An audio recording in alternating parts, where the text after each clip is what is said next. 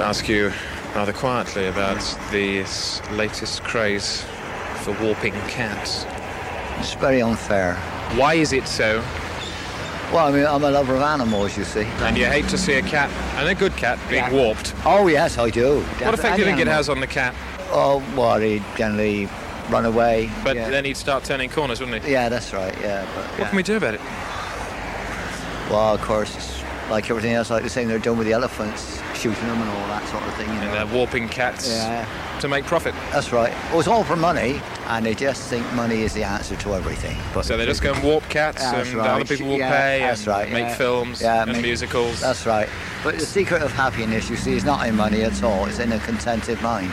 Of course, the problem also for the cat is that once it's been warped, it could be mistaken for something else. Yeah, that's true. What do you think you could mistake a warped cat for if you saw a warped cat, quite severely warped? Small tiger, I suppose, because they don't have horse. Coat hanger? Yeah, true. One of them got sold in a bunch of bananas the other day. I shouldn't doubt that. It was so warped. Yeah. Of course, a slight degree of curvature probably wouldn't put it off that much.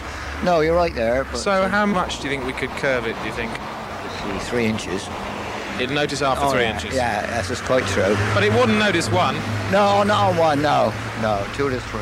What do you think of the idea of making a few less large things? Well, I don't know. The world is changing, and what does Margaret Thatcher say now? Small is beautiful. Quoting Schumacher. Probably. The jockey. Yeah. He was small, wasn't he? Yeah, he was. So are you happy or not with the current number of large things? Oh, I'm quite happy. We think we've got a pretty fair mix. Problem comes when you get an increasing number to the point where we become utterly congested. They've been saying this for donkey's years, haven't they? There isn't enough space on the world to house everybody. I mean, you only got to go to some places like Africa or the States. There's terrific expanses of land. Which could be filled quite easily with millions of large things. Yes. So you'd be quite in for making as many more as we wanted, really? Well, not too many, no. So there should be a limit? There should be a limit, yes. But, where would you draw that limit of large things? How many? 10 million. How have you welcomed the advent of the sniffer chicken? Sniffer chicken? Yeah. I'll approve that. You approve of that? Yeah, because... Why is that? Well, if a chicken's got more sense of smell than what a dog has... Oh, yes. He can do more good than what a dog can. And, of course, the chicken is more agile and can get into tighter corners. Oh, yeah, they can get into tighter corners. And they can stay underwater for much longer, too. That's right, yeah. I suppose the flip side of this coin is that the chicken has to become addicted to the drugs in order to function. Yeah, to function. Yeah, to function. Because I mean, say when they train a dog for that sort of thing, they make sure he gets to smell the drug first. Yeah. A chicken's got to be exactly the same, really. Is it fair to make a chicken completely out of its nut on drugs? I could do, I think myself. And it was only recently that one particular chicken had so much stuff in its head that it believed itself to be a purple Mars monster. Yeah, that's right, yeah. They would and it made a very horrible sound. Yeah, I mean, don't forget, a chicken has only got a very small head, isn't it? We're looking today at the messy business of worm coursing. Oh, I think it's cruel. You don't believe in coursing worms? No, I don't agree with that. How can we stop its spread? Well, I really do not know. Get to the source of it, I suppose, and... What sort of people do you think they are? Well, I should think it's foreigners. That go chasing about madly after worms, so, flapping their arms and going, ah. Yes, I should think so. It must be foreigners, I should think. They are the sort of people that would set an amputee starling or a pinioned passerine in pursuit of the worms. Yes. What would you say to somebody if you saw them just about to indulge in worm coursing? Well, I should report them to the police. Quietly? Yes. Very quietly? Well, I mean, it's all according to how far it went. It's been suggested that if we made worms rather faster, then they might be able to get out of trouble. Yes, they would get out of the way, yes. How fast would they have to go, do you think? Well, say as fast as a bicycle. What do you think of leaving it out? Well, people should be able to leave it out if they want to, but there shouldn't be a charge on the community as a whole if they do so. How long should they leave it out for? Oh, I think if they should leave it out as long as they like. I mean, people should be entitled to live their own kind of life, but they shouldn't expect other people to look after them then. Can you see any problems with leaving it out? Oh, yes, I can, of course, because we have to live as a community. What about leaving it out and then bringing it back in? Oh, I think so. I think if you want to do that, yes, that's facing up to the responsibilities of being a citizen, I think. And what about these people who leave it out and bring it back in so that people think they've brought it back in and then put it out again when no one's looking? Oh, well, no, I think at the end of the day you've got to make up your mind about this. Of course, it's a question of age and so on, isn't it? 24. Oh, I would have thought so, something like that, mid-20s, yes. And finally, what about the people who leave it out, bring it back, then go back and have a look at it? No, I think we should forget about people like that. What do you think of shooting horses? Well, one hardly shoots horses for sport. What does one do it for? Presumably, only if necessary. What sort of speed should they be shot at? As quickly as possible. And who should they be shot at? Well, presumably a qualified veterinary surgeon. Well, looking at frames of mind. I think it's a good idea to be in a frame of mind. Yes. What sort's a good one? Any others? Yes. When I go shopping, What sort of frame of mind there? a friend of mine where I want to look at shops and that. Would you say it's a bad thing to be in a bad frame of mind? Oh, yes. Beyond all doubt. And what do you think is the best shape for the ideal frame of mind? A circular shape. And what should it be made of, ideally? Timber. Wood. Any particular sort of a wood? Soft wood. And what sort of size? Oh, 6 inches diameter. I think of this brand new idea of residential chickens. What, battery hens? Absolutely right. Quite specifically, integrating battery hens with modern housing development schemes. Don't agree with that. Why not? Well, I think that most modern housing sites should be away from all that. I mean, I go along with the idea... Away from all the chickens and their influences. That's right. Why? Do you think it leads to a decline in social behaviour? Yeah, definitely. What's the biggest evil that a chicken inflicts in terms of its influence? Well, the fact that just brings the tone of the neighbourhood then, that's all. So if that tone started off as a middle C, do you think it would get down as far as bottom E flat?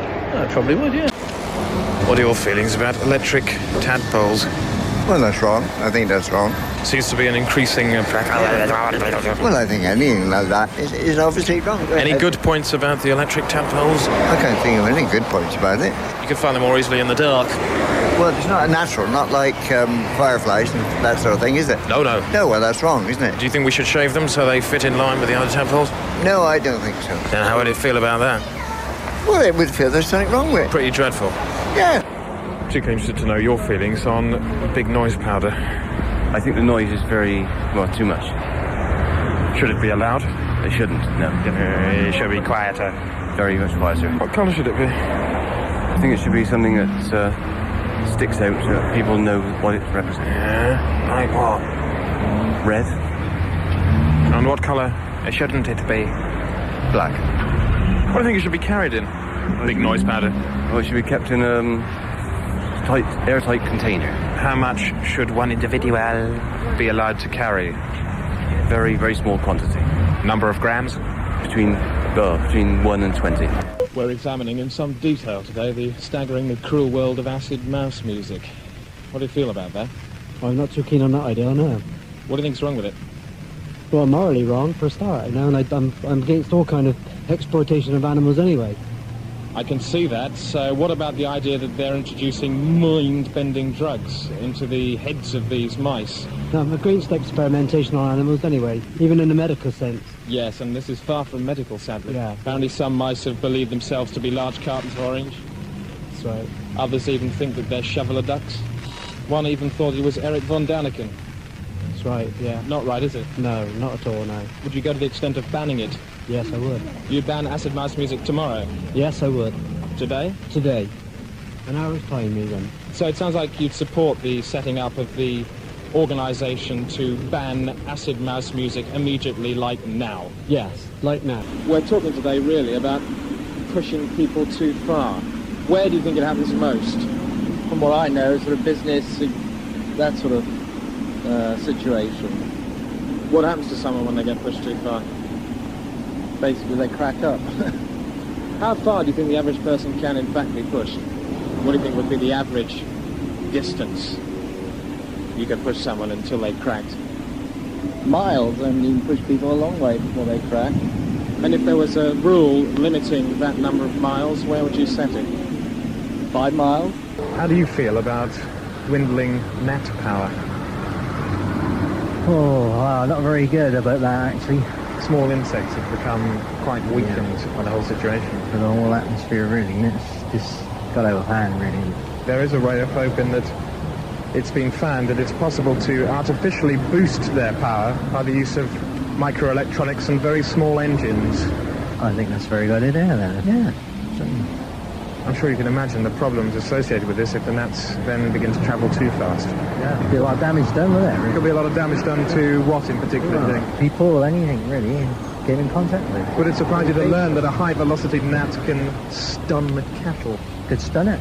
Drop it to its knees? Yeah. Do you yourself ever think you've been hit by a high-velocity gnat? Stinging sensations on your forehead, you wonder what it is? Yeah. So there should be a limit, really, to the horsepower allowed.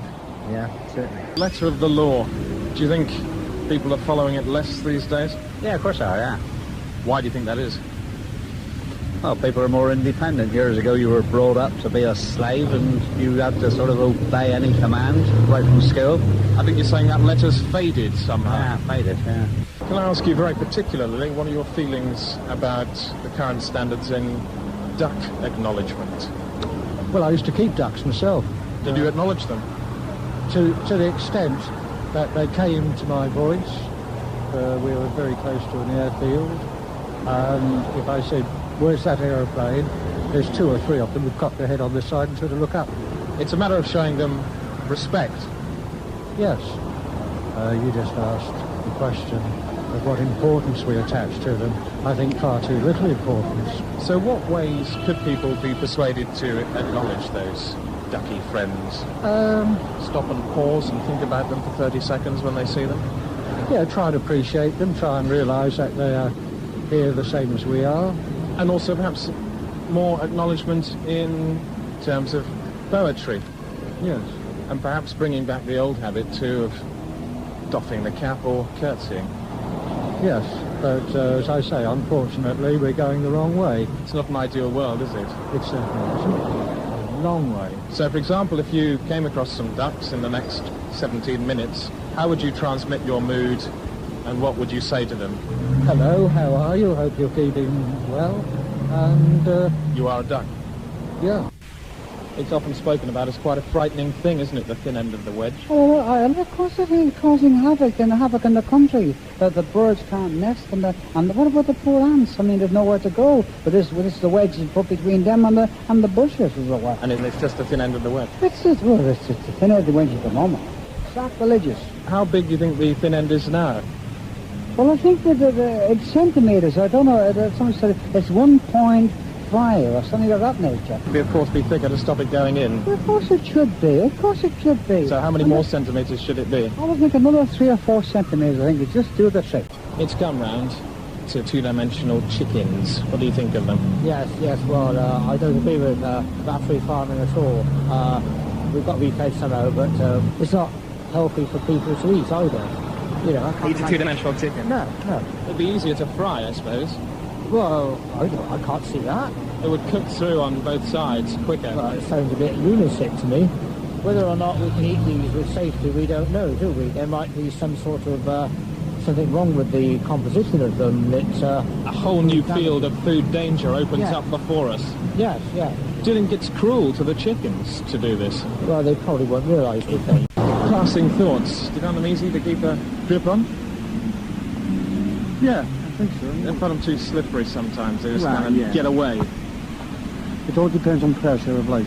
Just the pressure of life squeezes them out again? Exactly, yeah. How much use are they? Sometimes it can be basis of a year. As useful as a stumped kite?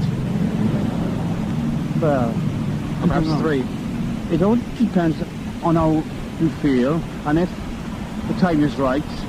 They move at quite a speed though, don't they? Absolutely, yeah. What speed limit should be imposed on passing thoughts then to enable us to trap them securely as they pass from air into brain? 50,000? Pretty close. Pecking orders. What do you think of pecking orders? Well, I think it's a natural reaction. Pecking orders a natural reaction? Yeah. Any benefits accrue from pecking orders? Sense of order. More civilised, I think. Any disgrace at all in pecking orders? No. So if you were given some orders, you'd peck them cheerily and without shame? Yeah. What would you hope to gain from pecking orders with your own beak? Peace of mind. today's standards of priest delivery? It's going downhill fast. Do you think we'll ever get to the stage where priest delivery is directly unto evil? Yes, it's heading there, isn't it? Priests were someone to look up to. Now they're no more than an earwig's height above the ground. But they still have the attitude that they should tell other people what to do. So they're like tall earwigs. Yes. Sorry? How do you feel about these people who just go around moving things sideways? Not a lot. What's bad about it in particular? They sort of look and they just walk on. And they just move it sideways and they don't give a damn, do they? It's very true, yes, it's very true. Think it could lead to a decline in the human race? Definitely. By what year, do you think? I should think another 10 years. Can you think of any things which are particularly bad to move sideways? Well, yeah, I mean, my house is perfectly all right as it is. You wouldn't like it moved sideways? No. Do you think it's fairly immoral for people just to go up to other people's pets and move them sideways? Well, yes. And forms of transport?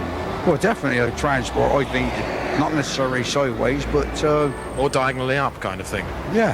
How do you think we can stop people just moving things sideways? Well, there's got to be a limit, hasn't there? Absolutely. So how many more things should we move sideways per week to ensure safety for the human race? Well, 50. What do you think of pushing people around? Don't like it.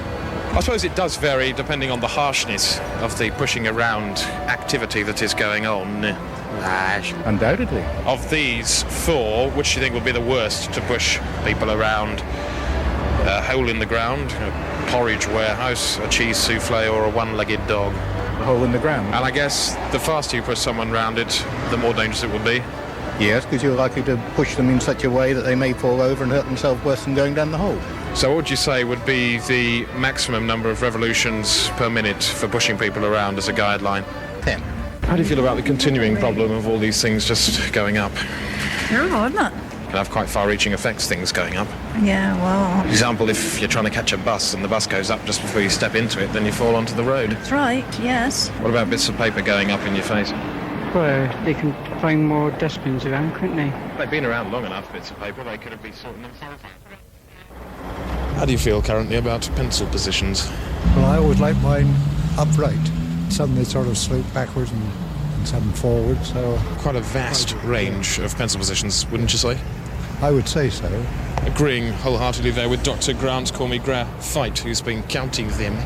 I would say so, yes. What positions can you think of right now, Bang? Between the two fingers. Someone I know, they always use a pen that way. Do you think this variety can influence the way things turn out to be? Yes, I suppose it can. So we probably need to put a limit on it? Yes, ideally, yes. How many would you say would be legal and right and honest and decent? I think about 4 at the most. We hear now and then people mention animal magnetism, don't we? Yes. Do you think it's a good thing? Certainly not. Why not? Well, it's not the done thing, is it? It's not the proper thing, is it? You think it's rather indecent? I think so, yes. Ties in with the recent fightings of Dr. Stu Pidname. Yes. Is animal magnetism, for example, exciting? I don't think so. What animals is it particularly associated with? A tiger. Right, and what about in the United Kingdom? Grass snake. A grass snake? They're more apt to be magnetic. Magnetic, yes. Do you believe that animal magnetism is right, particularly with domestic animals? Certainly not in my opinion. Not right, is it, that they should find themselves flying through the air towards a lamppost? I agree. Not in my opinion. Other metal objects also provide something of an hazard. Oh, anything that would attract them to cause any injury to themselves. So, can you think of a couple of sharp things? Well, knives. Scissors. Razors. Forklift trucks and they. Everything, yes.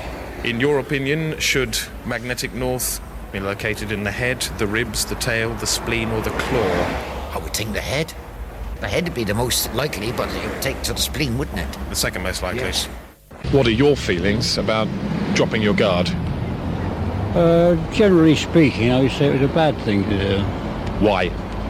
Well, you don't know what you might be letting yourself in for. What effects could it have, do you feel, dropping your guard? Don't know where it might be brought up at a later date. Possibly in court? Yes. Particularly if he was dropped from a large height? That's right, yeah. What would be the maximum height from which you would drop your guard? Well, say from the first story or something like that. And I suppose a bit more if he bounced? Yeah. What's your feeling about these people that go around putting animals down? Very bad. Is it more bad than jumping over people's cars late at night? Oh yeah, definitely. If you call them an ill-educated, non-evolutionary byproduct. Well, yeah, that's right, because they're putting them down for something they don't know what's wrong with it, no? That would put them down quite a long way. Yes, it would, yeah. Should they be put down holes? Down holes? No way, no. Down lavatories? No. Down other people? No. Down a bean with a hole in it? Oh, no way, no. And if you put them down the proper way, how far down would you put them? I should say about a foot. About a foot? Yeah. Number of people around today rolling nuts about. Well, I think it's disgraceful. A chap grabbed some nuts the other day and just kept rolling them along, smiling as he went by. Been used to make noises? A whole lot of noises. And the further it goes along, the more noise it gets. It's a propelling noise. I think it needs some eminent professor to come along and explain it. Make them kneel? Well, may not kneel, but to sort of bow down gracefully for long periods, say about 3/4 of an hour. And then to crumple up and make rather loud noises, almost a sighing, whimpering noise. And then bounced horribly over high buildings. Yes, off a height, yes. And a big bounce, a large bounce, and preferably a large bang at the end. And laughing at them in a rather cruel way. Yes, in a cruel way. You know, snidey, down, low, callous type of laugh. And once thus punished, they should wear what sort of tie? Well, I think they should be made to wear a blue green tie. A blue green tie, tied tightly around the neck. Horizontally sticking out in front of them? Horizontally sticking out, yeah. Held up by a large nappy-type safety pin. With a breaking strain? Oh, about 150 pounds. That's extent. From the inside leg. This idea of leaving gaps behind people, do you think it's a good one? Yes, you must leave a gap behind people. Otherwise? Well, people can feel boxed in.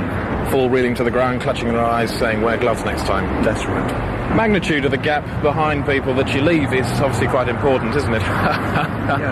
Yes. How small do you think you can make the gap, then? Well, I think about 3 to 4 yards minimum. Would you mark it out perhaps by swinging your arms around? Well, I think a person has got to swing his arms around to keep himself going. It's no good walking with your arms by the side of you. Obviously a question of balance there as well, I think, comes in as a side order. Yes, definitely. And what about sticking your leg out backwards? No, that's definitely out. What about the distance perhaps that you can throw a tantrum? Yes, that's correct. How would you mark it out? It's hard to say how you can mark it out. I think you'd have to get a piece of string.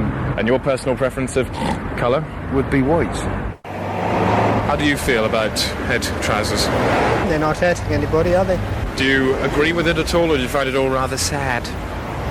Probably rather sad. They've got to make themselves look a bit so stupid. Has to be done correctly, of course, if it's to be done at all. Well, yes. What would you say would be the proper way to do it? Well, as long as they can see. Of course, the headband might slip. So they've got to stop immediately. What would you think would be the best way, then, to avoid that happening? Well, you can only do it by fastening it properly in the first place, which you probably can't do anyway. Can you think of any circumstances where it would be profoundly ill-advised to go about in head trousers? Probably out and about and walking. If they slipped, yes, and you were doing it across the road, well, you might walk into a car. What about plugging in large voltages? Could be dangerous likewise. Can you think of anyone who really shouldn't be allowed to do it at all? Using a chainsaw. A plumber? A plumber. In order to regulate it, how many times would you say would be a maximum number of head trousers per week? A couple of times, let's call it 4 times a week. 4 times a week for head trousers? What are your personal feelings about vertical laughter? Vertical laughter? Can you think of an example of what might produce vertical laughter? Stand-up comic. Does vertical laughter last longer? Probably, yes. How much longer do you think? 50%. Obviously it's not appropriate on every occasion, is it? No, that's true. Which of these would you think it was least appropriate for? Buying houses, building a safe bridge, boiling fat, or walking around a sheet of glass? Boiling fat. Which is the second most dangerous then? Walking around a sheet of glass, I would think. What could be the result if you indulged in vertical laughter when you were doing that? Well, if you fell, you break the glass, you could do yourself an injury. An absolutely haphazard myriad of nasty injuries, all caused by the simple act of vertical laughter. What is the best sort of laughter, do you feel, is that? Very horizontal. A lot of people down there looking rather misrepresented, aren't they?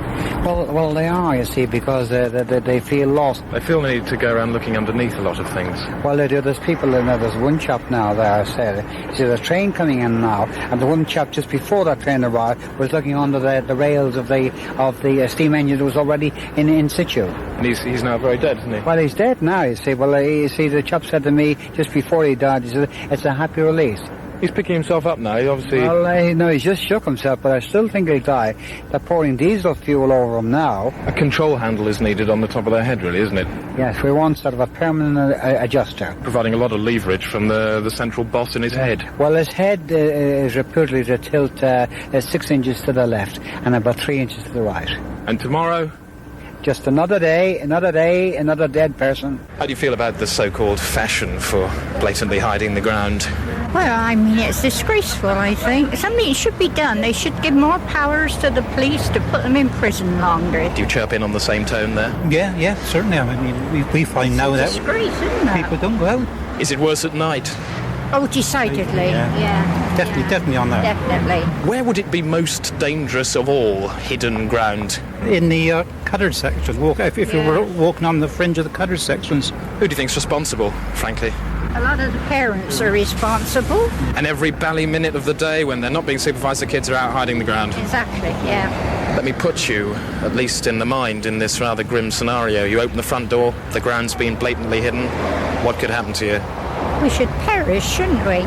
Rather horribly. Yeah. What sort of preventative measures could we take to stop the ground being so easily hidden? Well, you could put flags or what the police put around all this yellow ribbon stuff. Yellow ribbony. Ribbony? Yeah. What we're actually looking at is rather important noises. Can you think of any rather important noises? Yeah, where I live, we used to get students in that every night shouting their heads off in that. What other noises do you think are due a certain respect? Tractors in that. That's the rattling noise of some fairly scrapey things. Yeah. What happens if we ignore their importance? Lose my chest. Not a sort of thing you can do twice. No, you can't, not really. What makes one noise more important than t'other? It's size, really. Much more than the shape. Yeah. Do important noises tend to come more often from behind things or in front of them?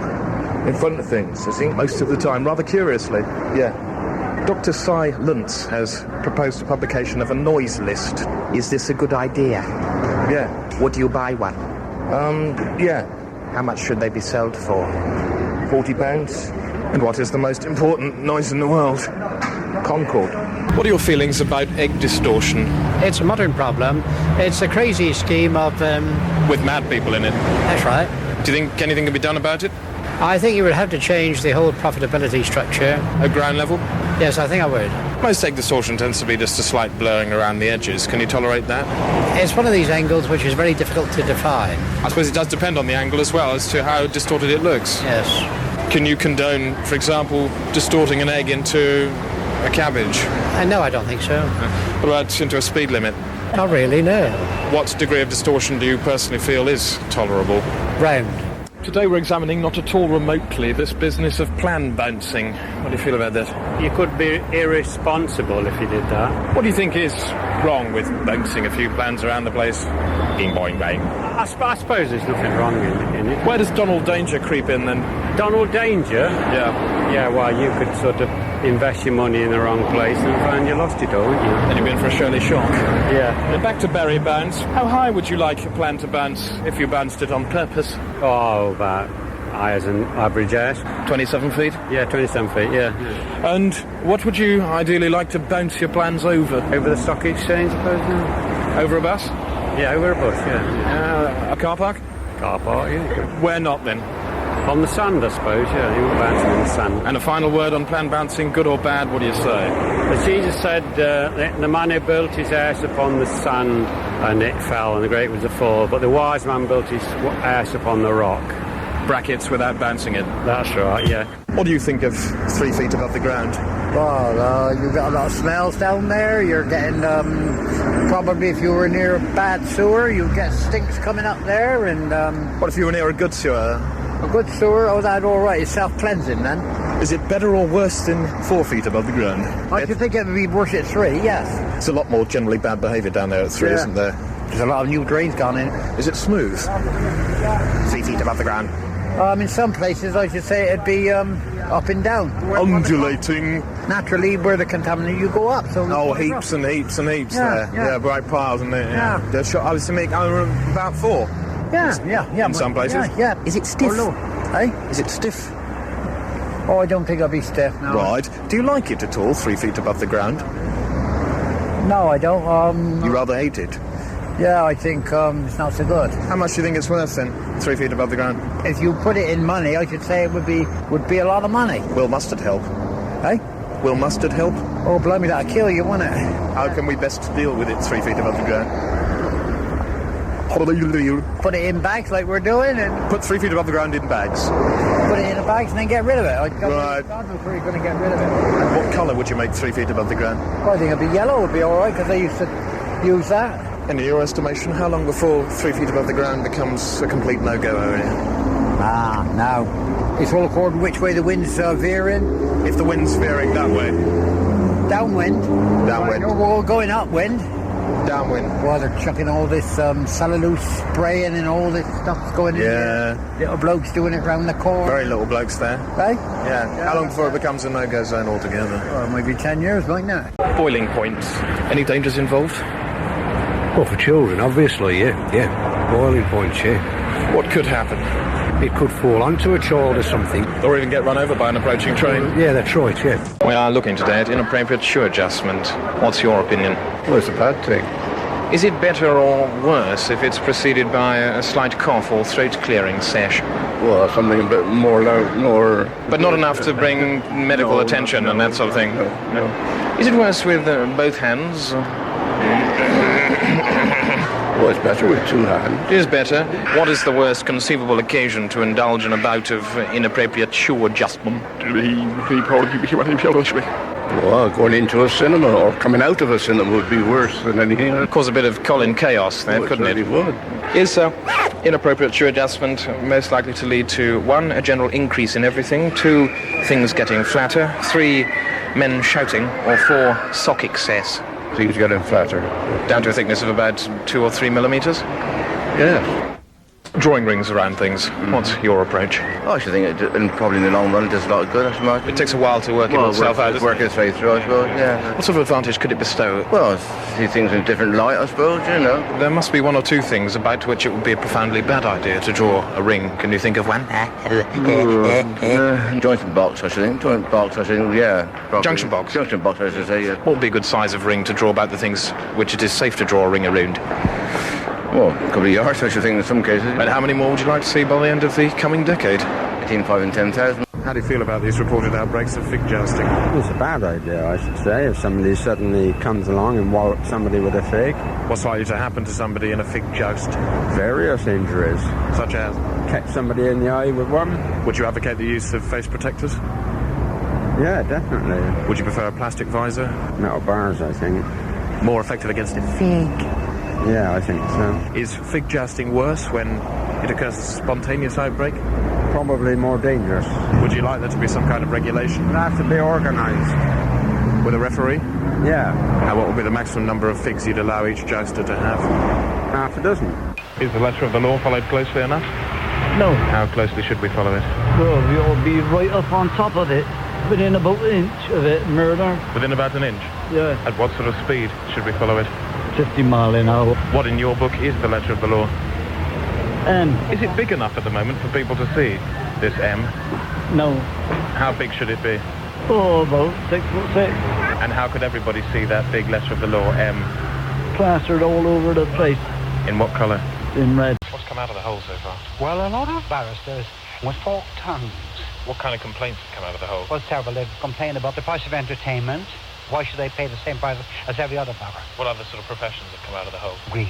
Greeny blue. How much chocolate have the barristers got? 4 bars to the dozen. Those are tonic solvents. 16th century man who came here, was he taken seriously? Very seriously. He was taken away in an ambulance. And then they covered him over with a white blanket with holly and ivy bushes over his head. How far down the list did the re-accountant appear? Oh, about 3/4 of an inch. The hole only appears at certain times of day, doesn't it? Dusk, about 6:30. Who's most likely to get back into the hole? Probably Neil Kinnock or somebody. Efficient or bland? Just a small shake. Clean shaven and a sandy moustache. Straight hair and wavy legs. Can the public help? The public can help, yes. If they collect all the leaves in a waste paper basket and dispose of them organically. But will they? I doubt it. Before the war, we collected all those things, including cardboard cartons, cigarette ends, and shagged out milk containers. And now they don't care. And people are mean fossilised. What time you set the alarm? 4:30 in granite. Blue, black, green, yellow. Sideways. Twice? I don't go to church, so I don't believe in God. Flat things in the air, they're on the increase again, aren't they? Yeah. How do you like it? I don't like it at all. How do they affect the people, flat things in the air? They're bound to worry about it, aren't they? I mean, all these things going on. I suppose the whole family sit around and worry at times, don't they? Yeah. What colour are the flat things in the air that are really bad? I think it'd have to be black. What difficulties do they impose? Flat things in the air. Cuts and one thing or another. Would you like to see a decrease in the number of flat things in the air? I hope so. By the end of the week, how many would you like to see got rid of? I don't know if we can get rid of them all, but...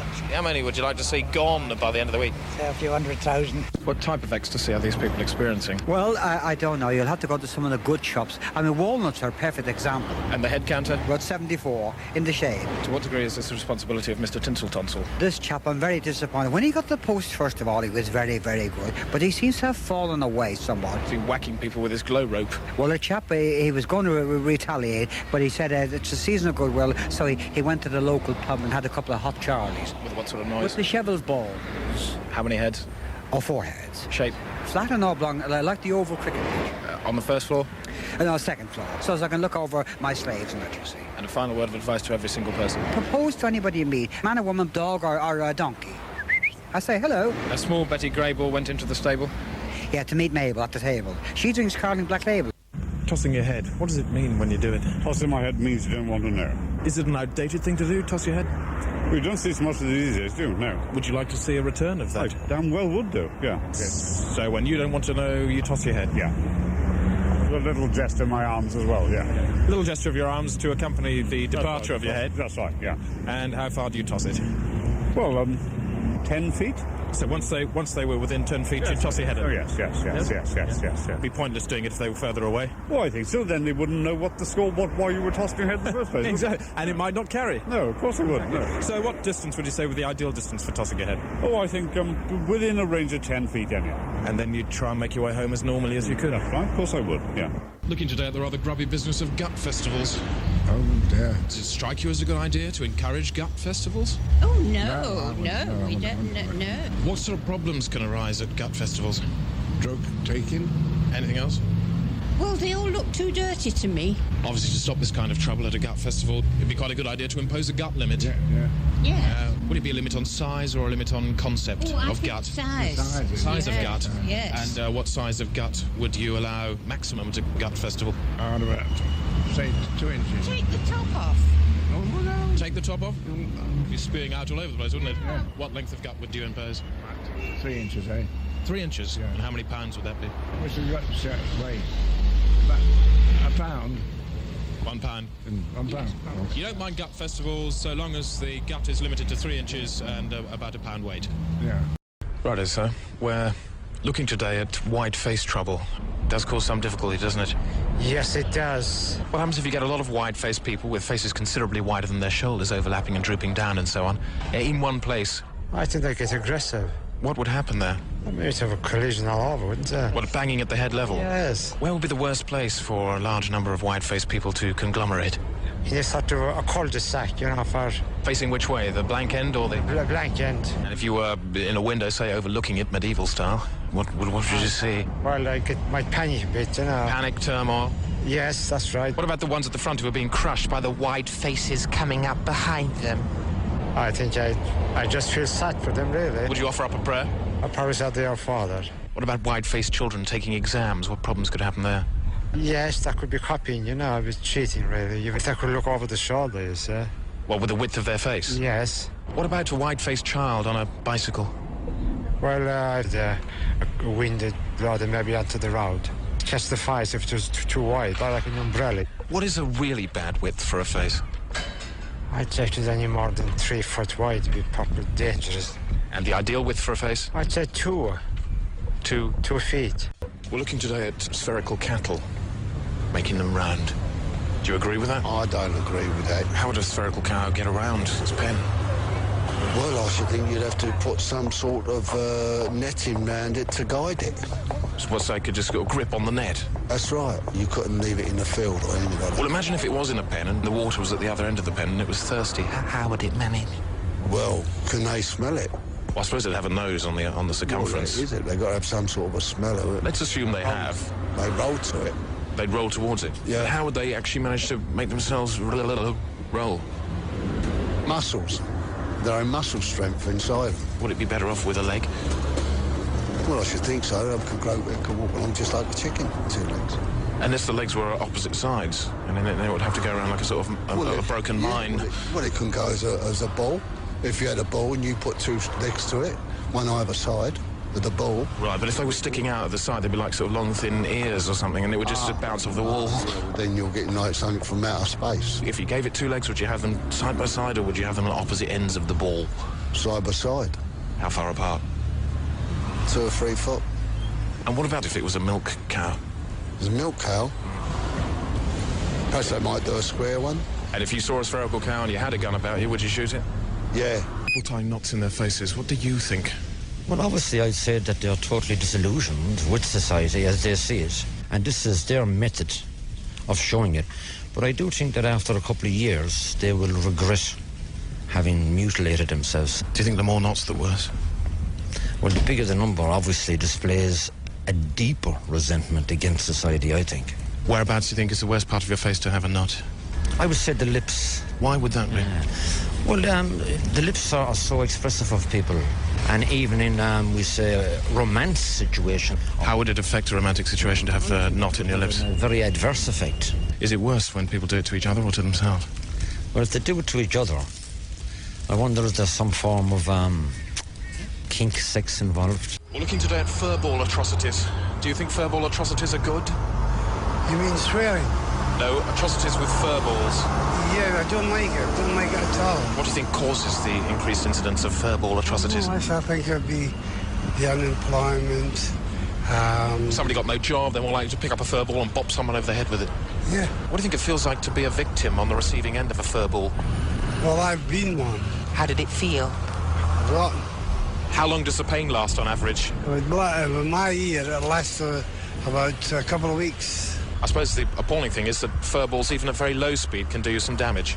Could, yeah. What sort of damage can they do you at low speed, pressed into your face? Well, you could get shoved into your face.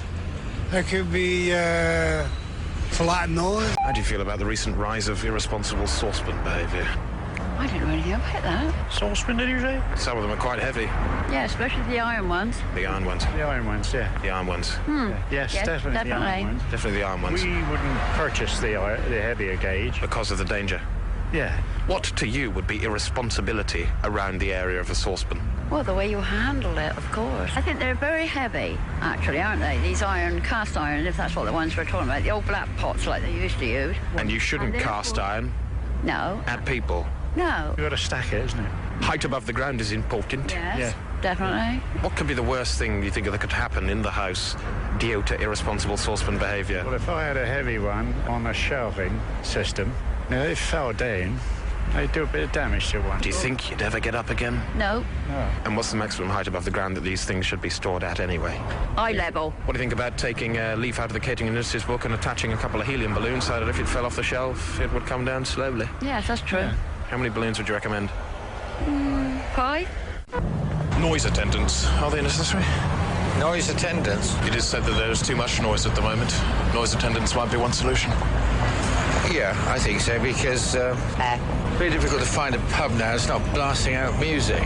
How many noise attendants would you like to see? Oh, about 2 or 3, I think. 2 or 3 per acre? Yeah. How much public money would you be prepared to see spent on noise attendants? Oh, God. £10 million, something like that. What colour uniform should they wear? I would just say something like a pale blue blazer, something like that. But they've got to stand out, haven't they? Should they have a little box to stand on if they were below a certain height? I suppose so. Or how big a box? Well, about the size of a beer crate. If they were to serve their function well, they couldn't really talk above the noise that was being made. Otherwise, they'd be making more noise themselves. Yeah. So what would you have them do? Well, they probably have to flash a card and say, please. What would be written on the card?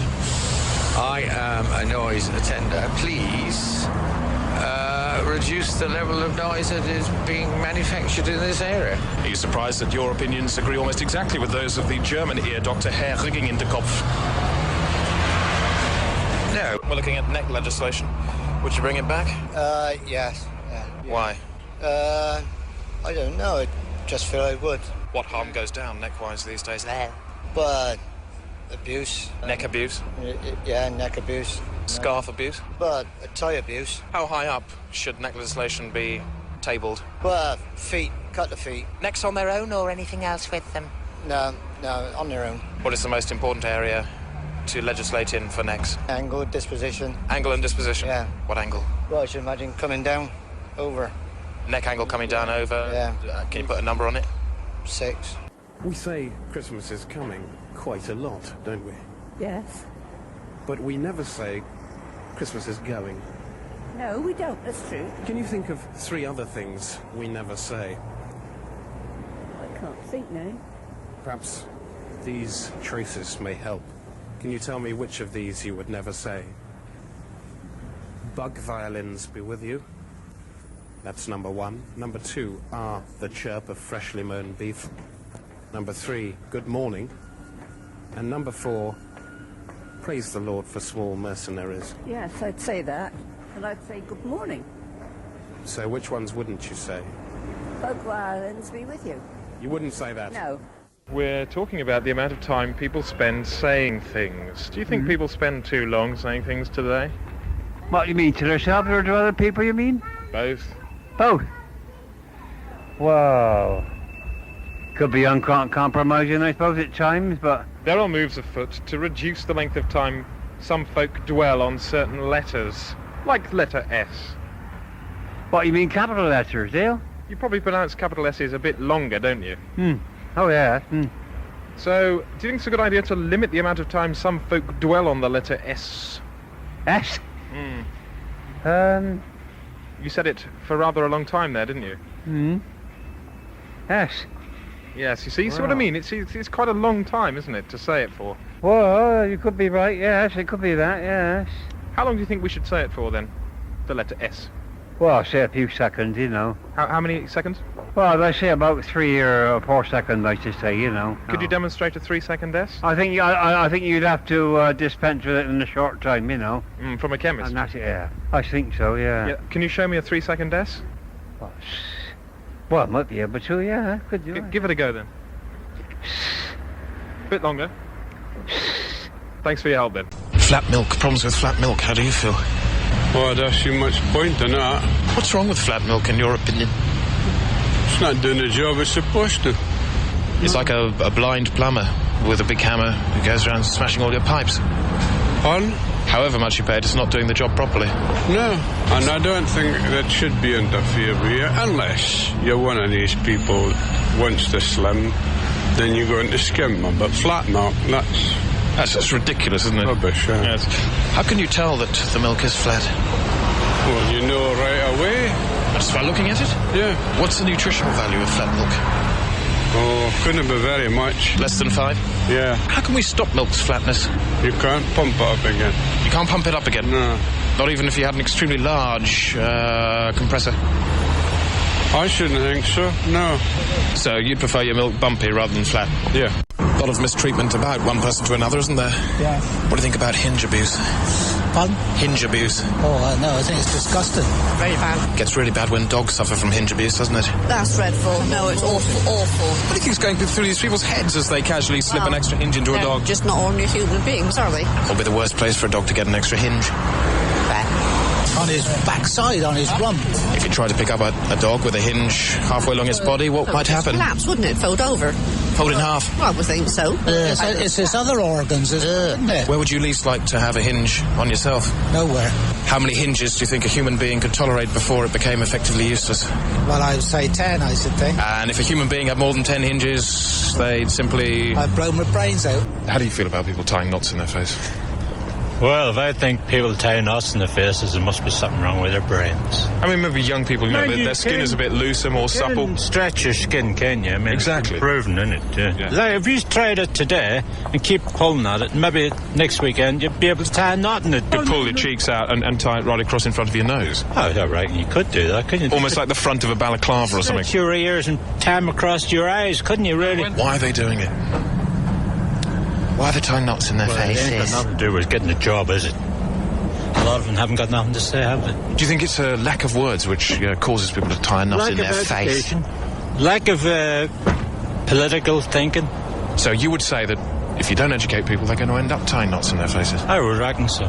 So if a student has one knot in their face, somebody who's studying for a degree, what about somebody who's just failed their O-levels? How many knots do you think they'd end up with? Well, I suppose you're looking at half a dozen, really, aren't you? What would be the worst kind of knot to tie in a face? Well, weaver's knot, because you couldn't undo it again. So you should do something that you can undo? I would do a straightforward knot or a bow knot. Is it worse if you tied in your own face or someone else's? Their own face. Even though if they were doing it on someone else, they might not know when to stop and they might be putting pain on that other person. Well, it depends if the other person wanted it done. But maybe they get to a point if they were tying it in their mouth where they couldn't actually say the word stop. Oh, you're talking about the person who's getting the knot put in? Yeah. And maybe they thought it was a good idea to start off with, and then they'd arrived at a point where they thought, no. Well, that's hard. That's Would you say it's still better to tie a knot in someone else's? Well, I would say so. As I said, if you put a difficult knot in your face and it's got very painful and you couldn't undo it, I mean, you're the one who's going to suffer the pain. Imagine if you woke up with a knot in your face tomorrow morning. I'd feel rotten. Would you try and do something about it? I would take myself to the nearest doctor. It will say, untie this knot, please. Well, if you can't undo it, cut it out or something. Do you agree with putting it away? Yes. About looking like you're going to put it away and then actually not putting it away? I don't go along with that. Deceiving. What about putting it away and then bringing it out again? Straight away? Well, it's a bad thing. What about putting it away, bringing it out again, and then looking like you're going to put it back and then throwing it up a tree? I'd be against it. Well, people who put it away, make a movement if they're going to bring it out again, then actually go off and buy a new one, leave it out. I suppose it is immoral. How many times would you like to see it put away per day? 3 at the most. We're looking today at lifting things up. Is it a good idea? Yes. Why is it a good idea? Well, it doesn't make people lazy, does it? What would a lazy person do? You kick across the floor with their foot. So you'd rather see them lift it up? Yes. What are the benefits of lifting things up? Well, it's exercise for your back. And your legs? Legs. Fingers? Fingers, no. Sometimes even your neck and your mouth? Yes. Any possible downside to lifting things up? There could be. Such as what, for example? Your back could give out, your back muscles. Or any other kind of shellfish? Yeah. Do you agree with Professor of Lifting at University, Dr. Ray Zitt, that we should all do a bit more lifting? Yes, you should do, yeah. How many things should the average person lift up in a day? About 30. And how far up should they be lifted? About 3 or 4 feet. We're hearing quite a lot of people being forced to pump themselves up. Do you think this is a good idea? No. Why not? Too much pressure. Too much pressure can inflate the head? Oh, yes. Most decidedly. And an inflated head, of course, can lead to people having too high an opinion of themselves. Yeah. So, how high should one's opinion of oneself be allowed to rise? Above ground level? Above ground level? About 18 inches, perhaps. No more? Perhaps less. And that, I suppose, would be determined by the degree of inflation of the ego. Oh, yes. To what pressure do you think the ego should be inflated, then? 2-3 pounds square inch. I'd like to know how you feel about the recent incidences of potato assault. What salt? Potato assault. What potato? It's a couple of incidences where people have been knocked unconscious by large brick-sized potatoes. Shocking. No, there's no doubt about that. Should chastise them more. Give them the bloody cane, that's all. So you feel quite strongly that potatoes should not be used as a weapon of assault? Anti. You're anti-potato assault? Anti against assault, I don't like it. What damage could you do with a large potato? Oh, you could break a fella's head, so to speak, couldn't you? What do you think should be the punishment for somebody using a potato in a ballistic and bellicose fashion? For 3 months in jail. Also consider the amount of space that you personally devote to gas. Not really. We're not consciously very careful about leaving gaps or spaces for gas in our house, are we? Well, not really. We've never thought about it, have we? What one item or piece of furniture would you be prepared to sacrifice in the interests of devoting just a little bit more space to gas? Cocktail cabinet. Would you agree with that? No, I would say we have several chairs and things like that we could get rid of. Which you would jettison in order to devote a little bit more space to gas? Yeah. What are your feelings about modern-day hair direction? Well, so long as it's fairly conventional styles, not multicoloured or peculiar cuts. So you're quite in favour of the strong direction for hair? Yes, why not? In your opinion, what would that ideal direction be? I think it depends on the person, the shape of the face and their personality. Let's take someone with a triangular face. What would be the ideal direction for their hair? Well, not too much of a bouffant style, so it's fairly close into the face. And the actual direction? Well, I think east to west. Today we're addressing the problem of the impending stair shortage. How do you feel about that? Well, I think stairs, I go up and down stairs a lot. So I imagine you're the kind of person who finds stairs quite useful. Oh, yeah, certainly. Yeah. What do you use them for, mainly? Well, I mean, we've got... Several, I imagine. Several flights of stairs, and we're up and down all day long, and I mean, it keeps us fit. It's always kept me fit. What do you think they're more useful for, actually going up or going down? Well, going up. Obviously, if we limited their use to just going up, then the wear and tear would be decreased. Yes. So perhaps you'd be in favour then of removing all the stairs used for coming down and simply leaving the ones which are used for going up then? Yes, yes. How do you feel about the increased incidence of potato assault? Potato assault? Very painful. Have you ever actually been knocked unconscious as a matter of interest? Yeah, with a cricket ball. Any thoughts on what it would feel like to be assaulted by a potato? Very uncomfortable, yeah. Think it would actually knock you out? If it was big enough and heavy enough, yeah. Do you think action should be taken on the use of ballistic potatoes? Well, I think that'd be a government matter, you know, yeah. Would you take it that far? Oh, yeah, with this government, yeah. Do you think that there should be restricted access to potatoes or a limit on the size? Just on the size, I think, yeah. How many pounds? Oh, I don't really know. Quarter of a pound. Shoplifting. Have you ever seen it happen? I have not seen it. I only heard about it on the news. What sort of shop do you think would be the easiest sort of shop to lift? Shops with things at low levels. So the balance is quite close to the floor? Probably, yes. And I guess the lighter shops, such as paper shops, would be easier to lift? Yes, it probably would be practically, yes. What do you think then would be the kind of weight which would make it impossible to lift a shop without using industrial equipment? Something around about 20 or 30 kilograms. That would make the shop pretty difficult to lift. Make it pretty difficult, yeah. What do you think of the latest rubber prison proposals? The rubber, what? Prison. It'd be a good idea to build the prisons these days out of rubber? Yeah. What effect do you think this would have on people who are trying to escape if the walls were built out of rubber? Yeah, they wouldn't be able to do it because it'd be too slippery. And what else would happen if they hit it hard? Well, it'd probably bounce back at them. Bounce off? Bounce off, yeah. It seems like you're pretty in favour of rubber prisons. What do you reckon about making all buildings out of rubber then? Well, it lasts longer and I stand up to the weather, I can imagine.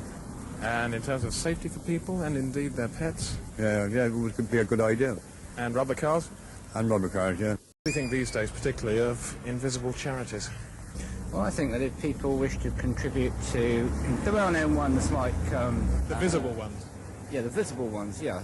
Red Cross, St John's Ambulance, etc., fair enough. Oh, yes. But those who wish to contribute to the invisible ones, then more for them. Penguinitis? Pardon? It has been proposed that if charities were much more clearly marked, then of course they wouldn't be so invisible. Yes, that's true. If people who work for them, for example, if their heads were a particular colour, Yeah, sure. what do you think would be a good colour for a charitable head? Blue. An artificial blue. No, sort of the royal blue, something like that. A royal blue head, and then charities wouldn't be so invisible. That's right. What we're looking at today is, in fact, acid broom hiding, where people are so drug crazed that they go and steal people's brooms and render their houses rather untidy. I think it's crazy. Think it's crazy? What about you? Crazy, yeah. Why should they so? Crazy twice over then. So crazy. What can be done about it? I don't know. I don't know how they could catch them even. Yeah. It's such a momentous thing, isn't it, this drugs? Terrifying. Perhaps a television slogan and an advertising campaign fronted by somebody nice might help. Could do. I mean, it's the more you bring it out in the open, the better, isn't it? Who would you say would be a good person to front it?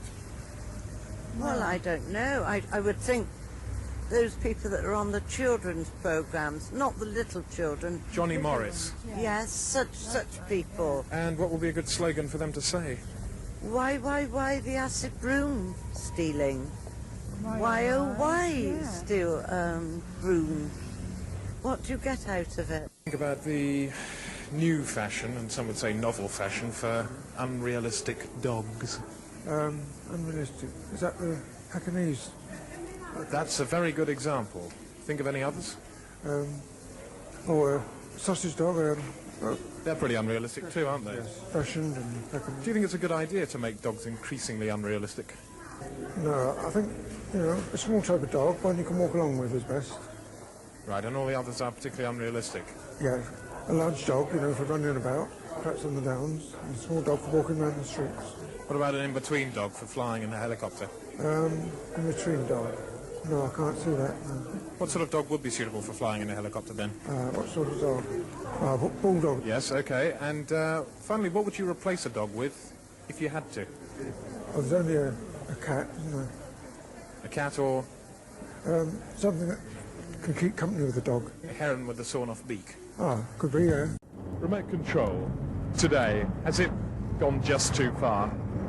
Well, I think with television it has, yes. What about hi-fi? I don't think so to the same extent. What about these remote control carpets? Never heard of them. Well, they're used to change colour, tone, Scotchguard pile, and of course shag rating. All too easy. What, all of them? Yes, no effort to be put in. That's the problem with having a remote control carpet. In my opinion, yeah. Right, what about remote control dogs, which are just coming? Oh, look, no, you missed it. Dogs? What do you think about this? No, it's making it too easy again. You think it's cruel to the dog? Not necessarily, because they do implants in people. But if you pressed a button to make it lift all its legs at the same time, that would be slightly unfair. Detract too many decision on the part of the dog. Yes. I think you're saying that you draw the line somewhere.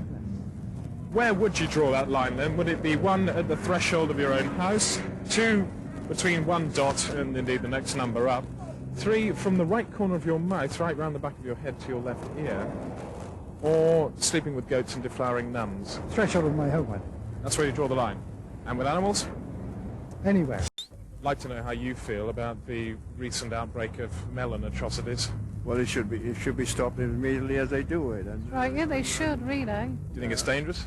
well, it's dangerous, yes, very dangerous too. What could be the possible result? Concussion should be onto it. There were 3 people recently who were hit by rotten melons, and the actual shell of the melon stuck fast to their head for 2 months. How do you feel about that? No. Well, it should be stopped, and definitely stopped on that. And if you saw someone about to commit a melon atrocity, what would you say to them? Well, I shouted and say, "Wait, what are you bloody doing? Hey, go on, get out of it, and put it down. Put the melon down." What do you feel about this increasing fashion for dog bouncing? I think young people have gone round the bend. That's my opinion.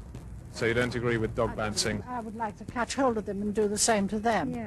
Yeah, the same. What do you think's making them do this? Well, they're on off the rockers. Well, they're not quite right in the head, are they? What have we done to make them like this? Well, I don't know, because I've brought my family up. My older Not to son bounce is dogs. 50. Are you sure they don't bounce dogs when you're not there? If my son, who's 6'3", saw anybody doing that to a dog, He'd be bounced, I can assure you. The saddest thing is that quite a lot of these people who do bounce dogs have at one time or another been animal lovers. Well, not really. There's something in their makeup. Which At a is certain always age, a seen. spring goes in the head. Yes, they probably squash spiders and things like that. So what do you think is the worst possible sort of dog to bounce? A poodle or a small terrier or something like that. If you saw someone bouncing a dog, what would you say to them? I'd kick their backsides in as far as they could go. So that your words would be, You must be seen by somebody that will cure you of doing that stupid thing. I'm interested to hear what you think about the current proposals to make cardboard generally rather smaller. Make what? Cardboard generally rather smaller. I see. Just to save wastage, well, at least we should do is save the cardboard. In any case, what we do with it? Save the cardboard? Yes. It's dying out. Is that right? Apparently so. I see.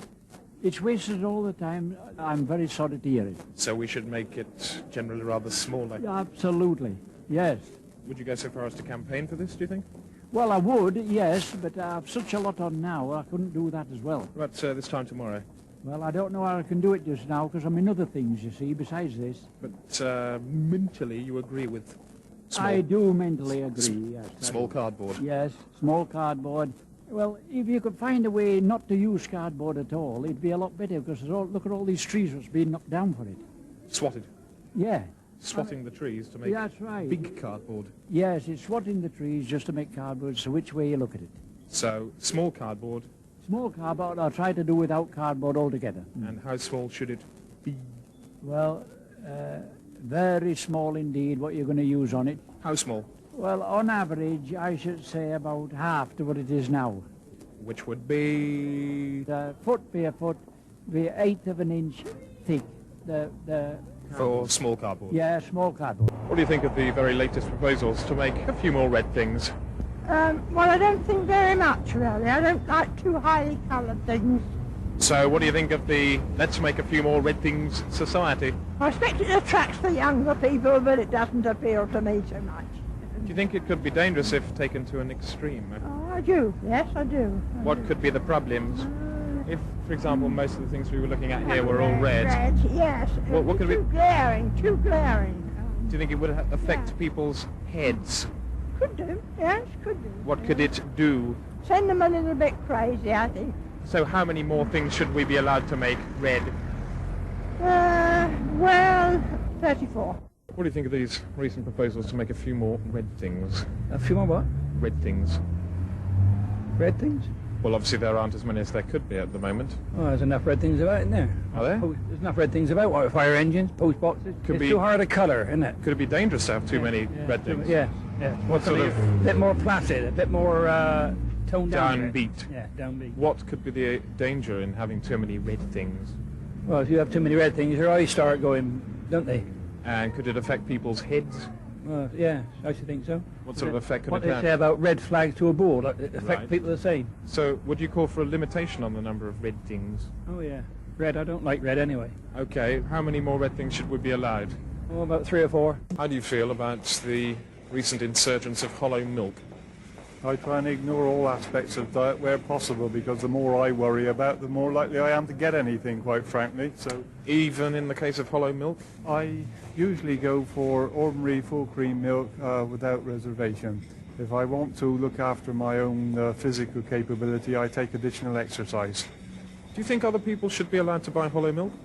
If they wish to, and if it's there's no proven physical damage to them, then why not?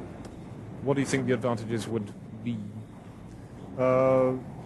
Less fat content, and that means obviously lower cholesterol levels. The problem being that a lot of people don't know how to tell hollow milk from its normal counterpart. I take it that this is the colouring of the top coating on the milk cartons. You can tell it from the colour if it's been labelled honestly, but it also makes a different sound. I would say that the specific gravity of such a product is rather lower than normal. Therefore, if its density is less, then it would make a slightly higher sound. Of hollow milk? Of hollow milk, yes. What do you think of this idea to make a few less large things? If we're going to start making larger things, keep on stopping everything, there's going to be a lot more trouble. So they're getting in the way? Yes. So you'd agree with making a few less large things? I would, because you start doing that, then that starts aggro with every other people. I see. What large things should we be allowed still? Well, people are on about smoking. I don't want to see why you don't smoking. They're on about eggs. I don't want you want to. They stopped the eggs, all this. Now it's out, isn't it? What about large things? What large things should we be allowed? The good thing to keep is what they had years ago. Which would be what? It could be all right. So how many more large things should we make before the end of the century? I'd say 10. We're looking today at the issue of clam cooperatives. Oh, yeah. I think it's a good idea. Yeah. It's based on the theory, rather unsurprisingly, of safety in numbers. For example, 6. Good, yeah. Can you think of an ideal number of clams which would be able to protect themselves? Oh, it doesn't. They say that unless the clam sticks together now, it could be out by the end of the century. Oh, dear. It's interesting, isn't it, that clams are not often brought to mind as one of the endangered species. It's not a popular fish, is it? Can you think of a suitable password for a clam cooperative? Oh, I don't know. Stick. Stick? Yeah. What about, because it's underwater, swish stick? Oh, yeah. Yeah, swish stick, yeah. What do you think of the latest proposals for breathing out a little less often? Breathing out a little less often? Yes. What, do you mean physically breathing? Yeah. There's a small way of contributing to saving the world. True, if we get everybody to do it. But that would be tricky, you're saying? I would think you're barking up a sticky wicket there. Yes, but let's just say in almost a dream world we'd managed to get the message across. How less often should we breathe out? Going to the ideal world situation, if we could get it down by half, it would be... And say for every 20 times you breathe in, how many times should you breathe out? About 10. Would you stick on 10? I'll stick on 10, yeah. What do you think of mind subsidence? In what aspect? Well, it's after the research of Dr. Ed Scott Smaller, who reckons that heavy thoughts weigh down the mind. Oh, I agree. They actually cause the mind to sink further towards the floor. Depending what the thought is. Can you think of a thought which would make it do that? An aggressive thought. An aggressive thought pushes the mind how far? 4 foot. So it's a pretty frightening syndrome to combat. I would think so, definitely, yeah. How can we best do that? Take up something like yoga, practice thought of mind. To stop you becoming a groove head. Certainly, think clearly, positive thought. Because otherwise you see people occasionally with a sort of groove down the top of their head. Yes, easier said than done, I know, but I think with a bit of training, it could at least help to stable you. One has to be careful about how heavy the thoughts are that one deals with. Well, yes, but this all comes with practice, I'm sure. So a practiced man could deal with what sort of weight of thought, do you think? Many thoughts. What sort of weight in terms of pounds? 7 or 8 pound in weight. Think of the proposals for maximising glass usage. I think it's a good idea. Right. Now take the glass that you drink out of. Yes. Which is doing the more work to hold in the drink, the inside or the outside? I'd say the inside. What do you think, therefore, of the proposals to cut down on the outside of glass and just keep the inside? Yes, you could do it. Yes, that could be possible. Would you approve, do you think? I think, yes, I'd approve of it, yes. I guess a significant saving could be made here. Yes, it could be. How much, do you think, in terms of percentage? Oh, let's see, I'd say... Doing away with the outside of one glass and turning it into the inside of another. You're getting on for 100%. 100% saving? Yeah. And do you think it'll be a good thing? Yes, I think so. Getting a grip. We often talk about getting a grip, don't we? No, never. Ah, right. What do you think of the persuasive idea to eat more jelly? Well, if it was nutritious, fine, but otherwise, no. What other foodstuffs could it save on? Well, blancmange, I should think, or less bread. Jugged hare? Yes, and less... Marzipan? Yes, and less sweets. Indeed. Chocolates and things. It would, of course, be perhaps a way of governing food resources. Yes, it would be, yes, it would. If this is the case, given so it be, how much more jelly should we eat? £1 a weight, then. £1 a weight per... Per day. Ladies and think of making a few more round things? Well, could be better than angler in some places, isn't it? In what areas in particular do you think this would be a success? Could be probably in buildings. Bullseye. Do you think round things generally are good for our way of life? Better for safety, I should think. Spirals are fire escapes. What about the point of view of movability? Yes, yes. Better for pets, I suppose, generally. Yes. And good for gymnasts? Yes. And the manufacturers of bicycles? Yes. So how many more round things do you think we should aim to make this year alone? Well, more than in the past, but not total, no. Not totally more, so we're aiming at an optimum number. No, that's right. What would that number be? 2,000 or 3,000, I suppose. We're looking today at leaning on people. Do you think it's a good idea? Well, it all depends on circumstances. I mean, some people need people to lean on. They need a prop. What sort of people are the best sort to lean on? Very often older people with experience, strong people, reliable people. And where do you think the pressure is applied? Well, head, I would think. The head? With both hands? Possibly. So let's say if you're leaning on someone for advice, what sort of angle do you think you're leaning on them at? Oh, probably about 10 degrees, I would think. And what sort of pressure in pounds per square inch? 25? On their nut? Yeah. What can you tolerate distorting an egg into if you had to? Well, if I saw an egg the size of a cucumber, I'd only go and try it. Right. We're looking today at egg distortion. Got any thoughts? Egg distortion? Yeah. Well, my wife always buys free range. So she doesn't pay very much for it? Well, they're more expensive, but she thinks it's worth it. But you get the range free? Yes, yes. Who's in the firing line mainly, do you feel, for distorted eggs? I wouldn't really know. I haven't really discussed it. You haven't discussed it with everyone in the country? No. Looking at the safety limits, do you approve of distorting an egg, say, into a cabbage? No, certainly not. So it will be a grave error to distort an egg into a speed limit? Oh, yes. And trousers? What? Ducking and weaving between the chips of bad air, aren't they? People are collapsing all around. There's a lady fell over the other day there. Turned at least twice. It turned over twice, and then she lashed out with the umbrella, and the last thing I heard was a chap's arm was broken, and one chap lost an eye. Biting people? But yes, she actually bit 2 cart horses that were parked nearby in the cul-de-sac. Donkeys diving for cover can cause a problem to pedestrians. Of course they can, yes. The foundations of houses have all been loosened out by the donkeys. And they fling themselves lowly over the ground like scrum halves. And screaming, yes. Well, they're almost like soccer players shouting, "Way, take us now, this kind of thing. Surprisingly high-pitched way.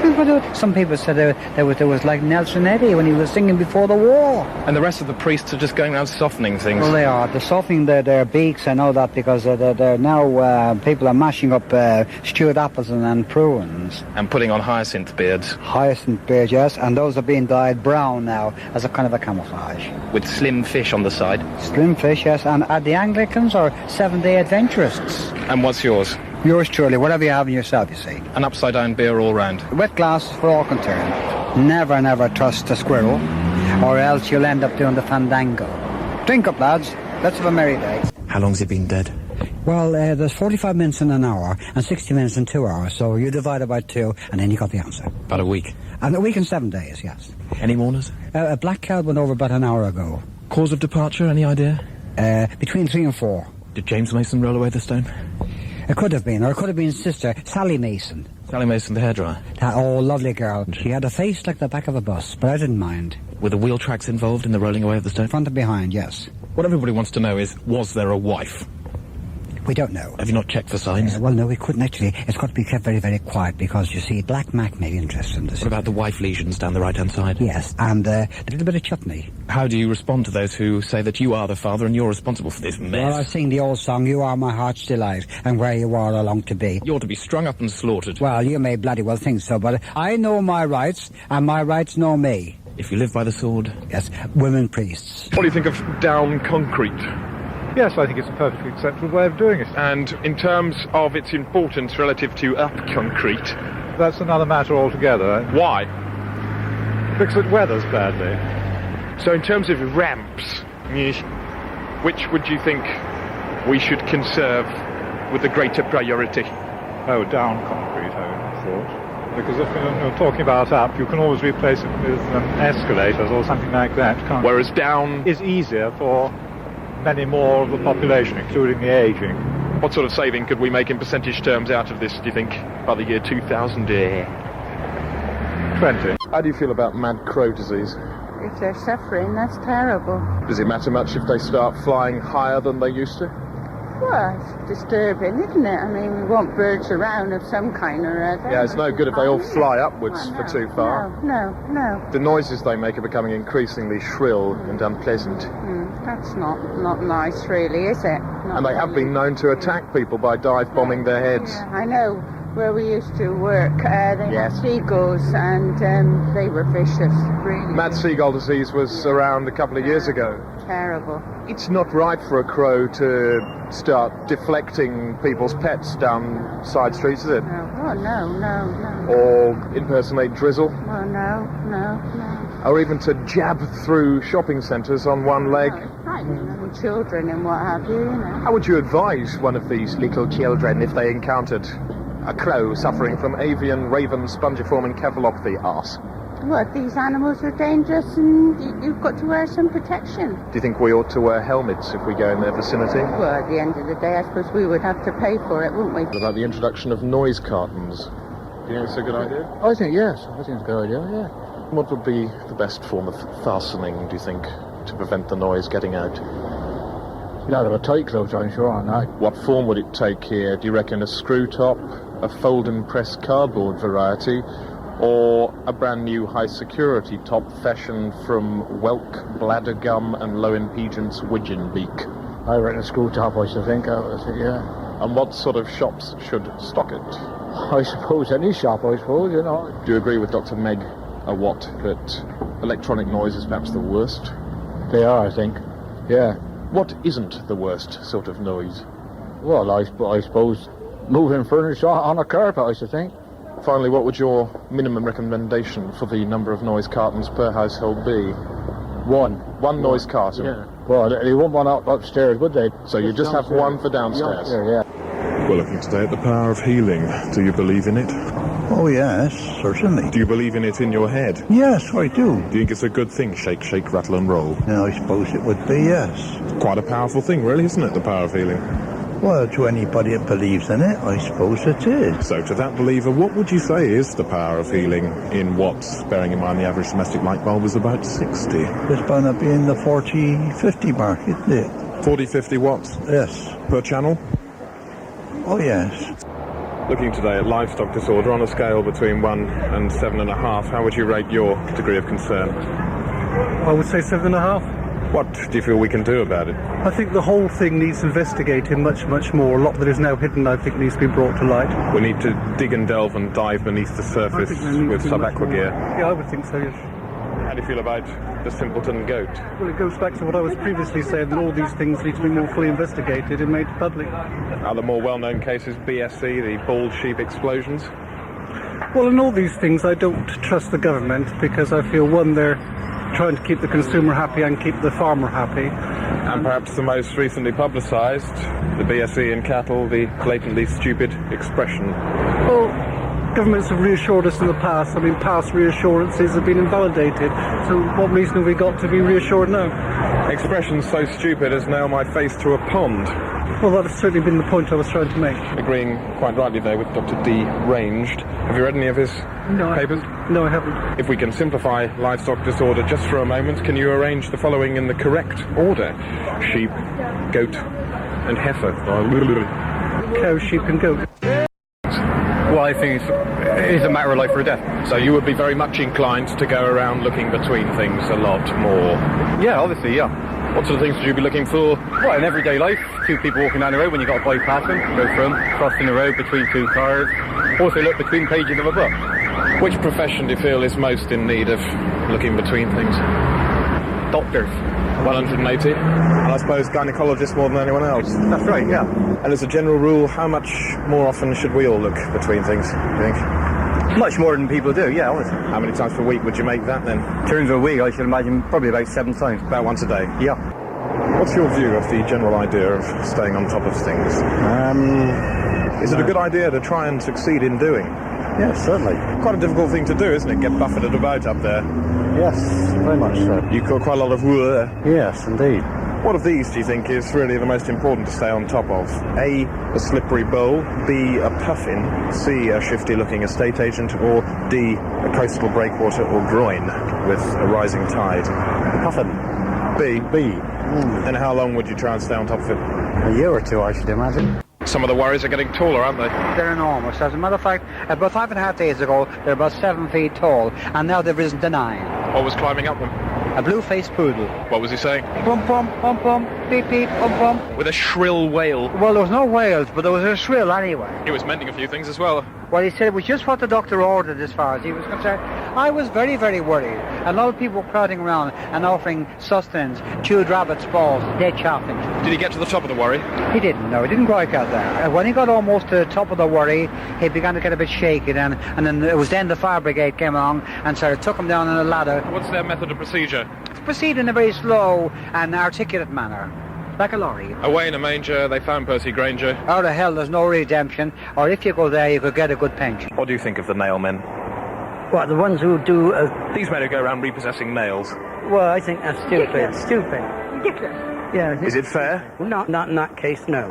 How high or low do you regard the profession of nail repo man? Very low. Pretty low, yeah, pretty low. Lower than Dinge? Yeah, I should say so, yeah. What do you think about their methods, large magnets and so on? It's going too far. What about when they couple that with being generally rather beastly? Well, that's it. I mean, how can you say it? I mean, it's lower than low, especially if it's old people. Yes, I should say there's no need of that sort of thing at all. Why do you think this has come about? Oh, everyone's so greed. They must have stuff. They must have it. A lot of it can be traced to too much credit being allowed to different people. Greed. If you saw a nail man about his business, what would you say to him? Why don't you clear off and get a job that's worth doing? And if somebody came round to repossess your nails, how would you protect them? They wouldn't get in. I doubt if I'd let them in, I don't know. Of course, if they got a warranty, they can... Barricade the door. They couldn't get in, could they? And what could you throw at their big magnet to deactivate it? The garden wheelbarrow. The garden wheelbarrow. This recent outbreak of clumps, what does it say to you? Well, I am rather suspicious about it. What's your reaction when you encounter one of these clumps? Give them rather a wide berth. What happens if the clump starts moving towards you? How do you respond? Well, I should just go on normally and try to ignore them. Particularly unpleasant if the clump is rather knotty, isn't it? Oh, it is, yes. What sort of clump would you be most scared of? One which was kneeling, crouching or hopping? Well, I would think the hopping and kneeling ones were worse. Certainly not very nice, is it, to be approached by a hopping clump? I certainly wouldn't want to. Is there such a thing as a good clump? I haven't come across one. How would you remove these clumps? By a greater presence of policemen on beat. Rather than a more wacky offbeat policeman? Yes. What's the maximum number of clumps you'd like to see in one place? I wouldn't like to see more than one at one place. What's your view of seeing the other side? It must be very nice if you can, but quite honestly, I can't. It's almost as if you need a kind of head periscope to see over, isn't it? True. Can you think of any specific effects that seeing the other side might have? Oh, I'm sure it has loads of good reasons. Could result in increasing the number of badgers up to the rightful size of population in this country. Yes, and their real habitat, you know, let them... Right there? Yes. On those occasions when you do actually manage to, see the other side, would you say it was flat, round, bristly, or rubber suction padded? Bristly. And any colour there at all? Brown. I don't like brown, so I think it would be brown. And on what percentage of occasions do you find it actually feels the same as it looks? Never. Why have all these people got brushes? Well, you see, there's some dust pools. Have you heard about the dust pools? The birds are complaining. The bees are complaining. The wasps won't even lay eggs now. How big are the dust pools? Well, the dust pools, they're about 4 feet wide in some places, 4 feet square, I should say. And they settle around people's heads? Or? They settle around people's heads and causing a little dandruff and things like and one chap's even got alopecia, his hair fell out. His wife's thinking about getting a divorce. Does the humming help? Well, the humming does help some way. It sort of it lessens the pain a little bit, but I don't know what's going to be done about it. Would you give everyone a small pocket watering can? I think everybody, it just seems we have, most people have got a small calculator now. I give everybody a miniature watering can to hold about sort of a third of a gallon. I think that should be enough.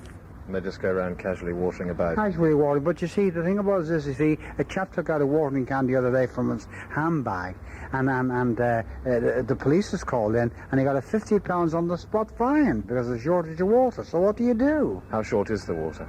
Well, it's about 6 inches long at the moment, but it may go down to 3. People will have to generally get faster to deal with the whole Well, they thing. don't have to do them. People have to go into training, old age pensions and that. They'd have to go on a severe diet, lose a lot of weight, and you'd even get sort of jet propelled. Where would you like to send it? Well, I'd like to send it to Siberia, to rest on the Siberian mountains. And nail all the dust down. And nail the dust down with with special nails, a 12-inch nail, to be driven firmly into the ground, sooner rather than later. What do you think about this rather grim habit of rusk thrusting? Pretty cool. What sort of damage do you think it could do? Well, with the children's gums, or even stop the growth of teeth coming through, couldn't it? A high-velocity rusk thrust in that direction, pretty bad. Yeah. Would you ever have done that? No, I used to soften them. In milk? Yeah. What about a quick jab of a rusk? How do you feel about that? Jam. Jab? I wouldn't go much on that at all. So is jabbing any better? No, I don't think so. What about a lunge with a rusk? No. No. Or a prod? No. Or an annoying tap? Annoying tap. You go for a tap? Yeah. What sort of mind must these people have that thrust rusks, do you feel? Their mentality must be low. What would you say to somebody if you saw them thrusting a rusk? Well, I'd say you've been unkind to your child. And you have a low mentality? Yeah. How should one present a rusk into the gob of a childlet? Dip it in the liquid, a tea or... Certainly shouldn't be pressed slowly and forcefully into the ear, should it? No. What sort of speed would you offer it at? Slowly. How many miles an hour do you think? Quarter of a mile. Quarter of a mile an hour? Yeah. And how much of your weight should you put into it? About 8 ounces. What can be done about today's appalling standards of priest delivery? Oh, in the church? Yeah. Doesn't do them any good. I think they should kick them all out. What about the standards of service? Well, I think the service is all right. Worthy of a tip? Yeah, I always give a donation. What have you personally done about the declining standards of priest delivery? I haven't done anything. Not. Got to put you on the spot here. You write an anonymous letter to somebody saying just buck up your ideas about priest delivery. I suppose I could, yeah. Who could you write to there? The Archbishop of Canterbury? Well, he's afraid to come down on certain issues, I think. Could we bring in Basil Rathbone on this one? I remember him. Yeah, could we bring him in on this one, do you think? Well, if he wants to come in and do it, it'd be a high possibility, wouldn't it? And a final tad of advice to stop the slide into moral turpitude and desolation caused by the appalling standards of priest delivery? Well, obviously it would be training them when they're young, isn't it? But then you're going to have somebody to train them. And giving them faster transport, presumably. Yeah. Society's values today. Today, as compared to 10 years ago. 10 years ago, I think they're in temporary decline. To what do you attribute this? The insistence on the value of money as being the only valuable thing. What other values have been neglected? Well, ideas of fellowship. What's the prognosis if this situation continues in decline? Ecological disaster. Can we as individuals do anything about it? Not a great deal as individuals, except to keep the matter to the fore and to keep thinking about it and keep talking to other people about it. But as a conglomerate lump, perhaps we could aim to raise the values? Yes. If the majority eventually get the message. What do you think would be a realistic short-term target for that value? Well, I should think probably about 60. Looking today at waste disposal, do you think we got it about right? No, not really at all. Should we nudged a bit to the left or the right, do you? Possibly a bit to the right, really, I think, you know. Given the chance, would you dispose of your own waste? Yeah, I'd take it, I'd put it in the back of the car, take it to the tip, etc. And throw it away and then just sort of find a satisfactory method of clipping your thighs to your ribs. Exactly. Lip decisions, are they reliable on the whole? Lip. Are they reliable? No. Are these which are better than lip decisions? Brain decisions, paper decisions, plastic decisions, or herbal decisions? Paper, I think. And if lip decisions are inevitable, which you seem to be saying they are in some cases, yeah, how many would you ration per day? A half dozen. What do you feel about dishonest whistling? Somebody whistling dishonestly, I'd be suspicious of them. Doesn't look especially great either, does it? No. What's the most dishonest sort of whistling that you think of? Working in a garage and siphoning off the oil into someone else's, from someone else's car into yours. do you think of generally rather getting up and switching things on? Well, it annoys me slightly. Yes, it does. Why? Well, very largely because of noise, very largely because of habit, and very largely because of expense quite often. Very largely also because of so on as well. So on as well, yes. You feel that in your particular bracket you'd be in favour of generally rather getting up and turning things off? Well, that's right. That's a generation point, really, isn't it? What sort of things particularly do you think should be switched off in a few more style? Oh, I think television, for example. Should be switched off at least twice? Oh, it should be switched off regularly, you know. Would you be in favour of the proposals to bring in more off switches than on switches? Yes, I would, very much. How many more off switches would you like to see on the average appliance? Oh, I don't know, maybe half a dozen. 6 more off switches then? Something like that, I suppose. And no more on switches? No more on switches, definitely. You'd agree then with the energy findings of Professor C to down and switch it off? Very much indeed. What are your feelings about our general responsibility towards neck freight? As far as I'm concerned, okay. Obviously, overloading, though, could be disastrous. Of course it could, yes. Any weight, yeah, that's right, yes. Could lead to an apostrophe.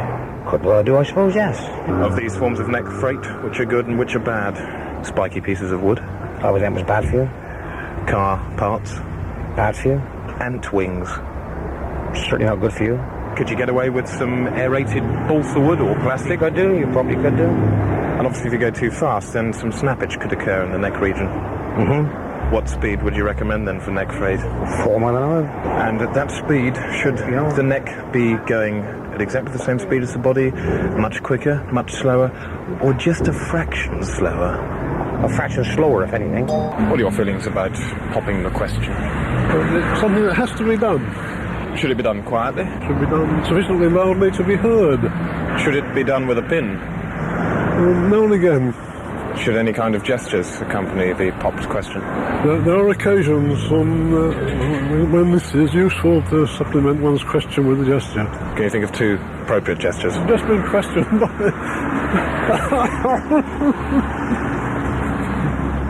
How do you feel about cereal wasps? Quite bad, actually. It does appear to be mounting this year, doesn't it? Yes. What do you think is the root cause? They're just being attracted to, the bad littering conditions, I think. What's the worst thing that can happen from a cereal wasp attack? Well, I think with a lot of people, there was one case a little while ago, I heard that a chap actually died from the shock of it. It went into his ear. End of sentence. What about negotiations? With who? With the wasps. I think, it's a step towards it. Why haven't we worked it out yet? It's a negative attitude, I think. How much bigger are cereal wasps going to get? Well, I would say in the next couple of years, feasibly, twice the size, I think. Sometimes up to 6 inches. Yes. How are we going to stop it in the short term, cereal wasps? What with, for example, chemicals or a spray? Spray. Seriously would help, yeah. I suppose if we sold more bits of sack to people, then we might just begin to nibble away at the edge of the problem. Yes, that's true, I'd agree with that. What do you think of sewing machines? Useful, I suppose. Does it demand a special skill? What is the, sewing machines? Well, I shouldn't think so, not these days, no. And should they be sewed in clay, peat or sand for best results? Peat, I should think, yeah. Well, looking today at ant depression, I wonder how you feel about the reports of the doughty little fellows just giving up. Sad, I suppose, yeah. I wonder what it is that's getting them all down. Well, it probably is just that it's overworked or something. When you meet an ant, do you give it enough respect? Oh, well, I certainly do. I'd appreciate it from that point. It's a hard-working creature, like it's all, really. You see them all running in and out. With their little sticks and things? And they're working hard as you can. And banging the drums and getting on with it. That's right. And sometimes singing too. Do you feel sad when it arrives very loudly on the news that ants have been throwing themselves off motorway bridges? Well, of course, it's very bad indeed for any little creature to have to go like that. Or impaling themselves on pins. Yeah, well, in any way. Oh, God, how can we get through to them and tell them things aren't quite so bad? Well, this is the thing, you see. I think you've got to try to give them encouragement from some point. And I suppose assume a kindly shape when they come near. Oh, yeah. What about putting out some cotton wool pads just so the little chaps don't hurt themselves? Oh, yes. Well, I haven't got round to that yet. I suppose when they're in this state, they're best off in a big flat place with no things in it. Yeah, that's right. What would you say to an ant who was just about to do his nut? Well, I'd say get home and get out of the way and do what you have to do, and maybe do nothing at all. And if he does do what he has to do, make sure he does it quietly. Make sure he does it quietly, yeah. general about leg terrorists? It stinks. Slide in low at ground level. Yes, or people sitting down and hooking the leg around the back of your ankle and pushing you down as well. Yeah. That's a nasty one. How would you stop them? Well, I used to wear steel toe-cap shoes. I suppose you were exercising a profound strand of wisdom, Whig. I thought I was. What about firm and important hand signals? Lots of times it does keep them off, because it would be a bully in any case, wouldn't it? Probably picked up the leg terrorism idea from the school playground. Yes, I should imagine they did, or television.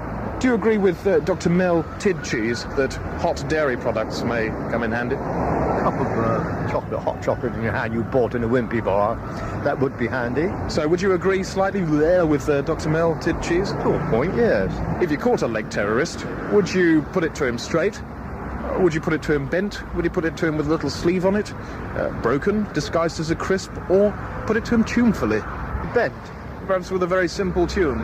You could give him a Perry Como number. How would you feel if I said I can look into a crystal ball and see you picking a buttercup? I wouldn't feel very happy about it. Why?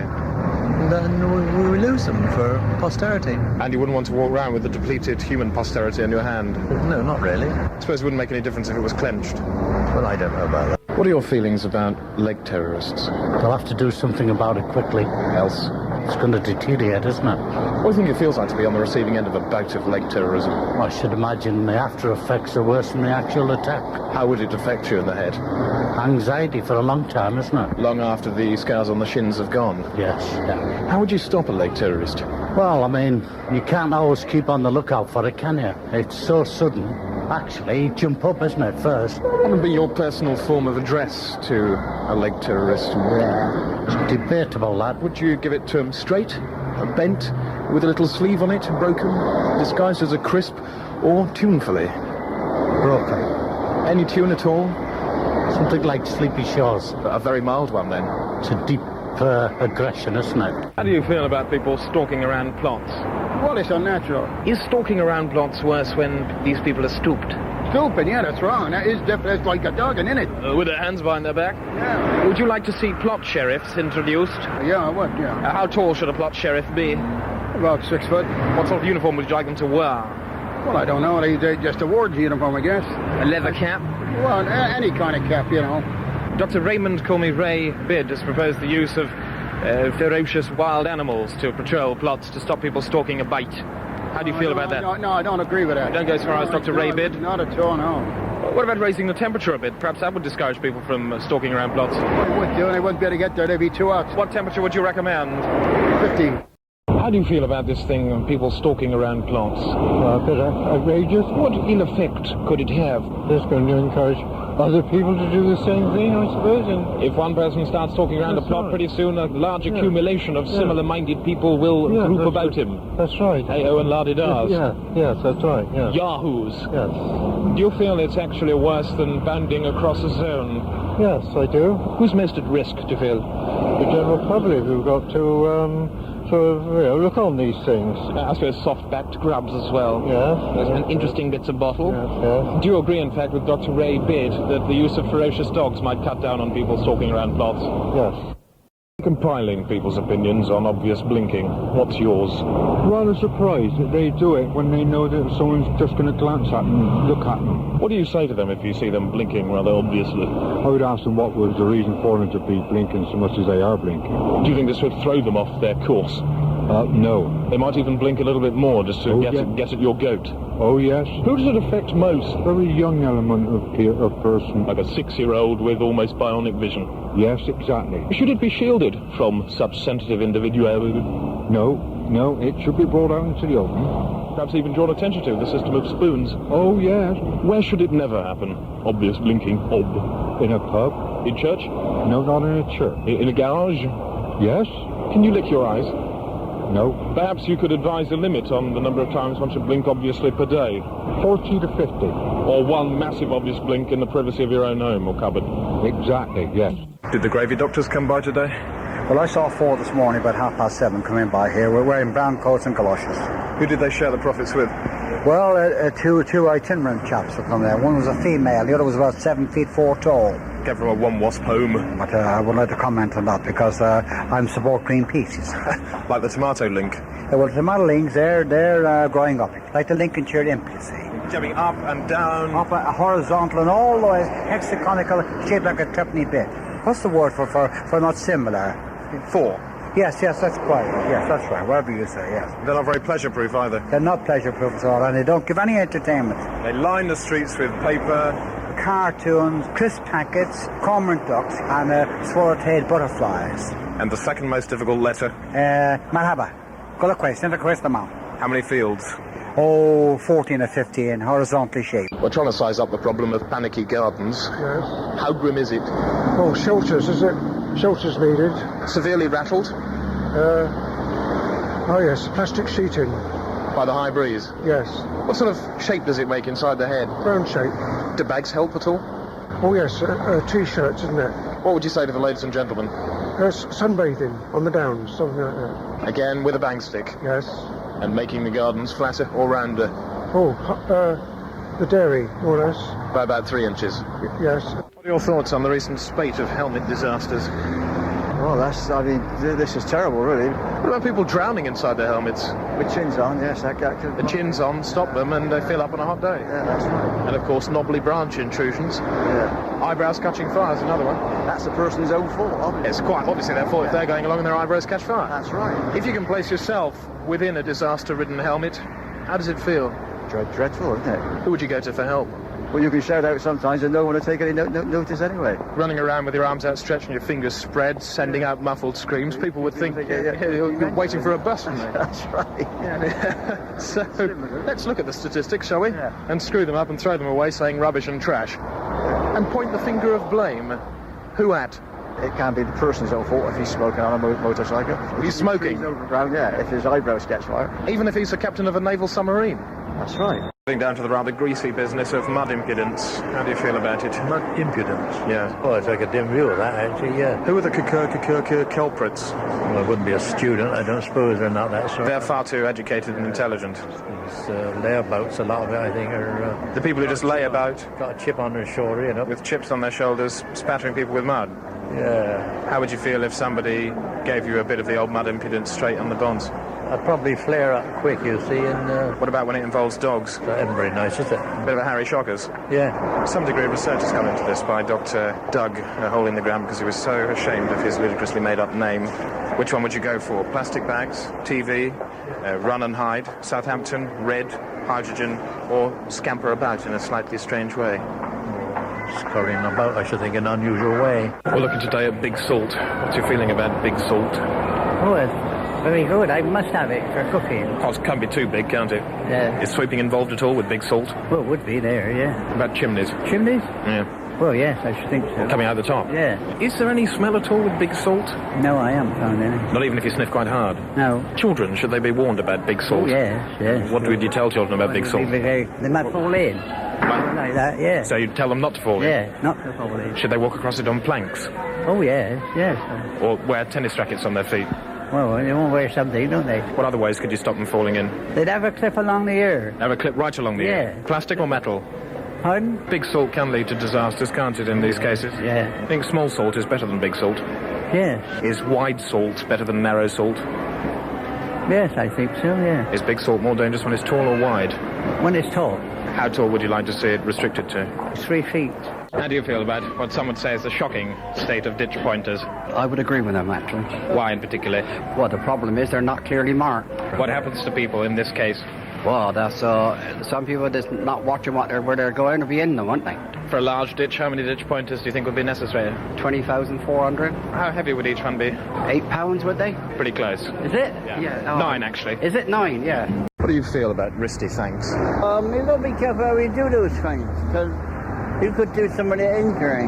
What could the bad effect be of wristy thanks? Well, probably you might hit somebody in the mouth accidentally. How best to avoid some of these problems, do you think? You should keep your distance. What sort of space would you recommend for wristy thanks? Well, 2 foot, innit? Can wristy thanks be misinterpreted? We got so much sickness in this world, you know what I mean? So if you're a sick person, you might well misinterpret it. He might insult you in some way, no intention, but do so. Has it ever been known to make anyone pregnant? Wristy things? Well, we're more educated today. We don't think about things like that. We keep in one partner. For what sort of things is it good to give wristy thanks? A nice pocket watch. Can you communicate your thanks just with your wrists? Sometimes you can you? How do you do that? Your hands go wandering about. Bent wrist or straight wrist? I suppose it's bent, isn't it? It should be below the chest. Below the waist and all that on. So without any words at all, if you bent your wrist around your waist, you could give them a bit of wristy thanks and they'd know what you were doing. That's right. What's going to be the outcome of the strike? Well, I think it's going to be 6-4 against the Blues. Do you feel any sympathy? Yes, terrible pains in my back. Who's been looking strong at the moment in the strike? Yeah, Michael Aspel, what's my life? John Burt popped his head out of the top floor window and spat on the crowd. We can play all the 1922 films, he said. What about the Chuck Berry Collective? That'll be in the book. There's only 94 pages in it, but it'll be in page 99. What point did John Smith come in? Because this was shortly before, wasn't Well, it? he came at an angle of 45 degrees. Was he with St. Peter at the time? Well, he was helping him. He's a member of the Labour Party as well, of course. What chance do you give the Prescott Tarbuck Dream ticket? Yes, well, they're a cleaning firm in Hull. What about Blair? Well, I can't stand the chap. He's such an imbecilic, and he's only 44, you know. How many Blairs are there at the moment? Well, there's 12 at the moment, and they're expecting another one. What platform? Platform 9 in apartment 4. And how many of the Blairs will survive? Not very many, I must say. Are they all the same age? Roughly about the same, give or take a pound. So out of the 13, how many will survive? I say about 11 and a half. So how many would that be? None. It's been described as a cloud of death, isn't it? Yeah, Cameron balloons. How does it taste like? Oh, terrible. Like indelible butter. Where were you at the time? Hiding in a gentleman's loo. Any word for the control tower? Get lost. What was a 4-ton Mewell doing up there in the first place? I think he went by bus. As its side split open on impact, what came out? Saliva, because people have been pissing out the window, you see. And who's going to hose it down?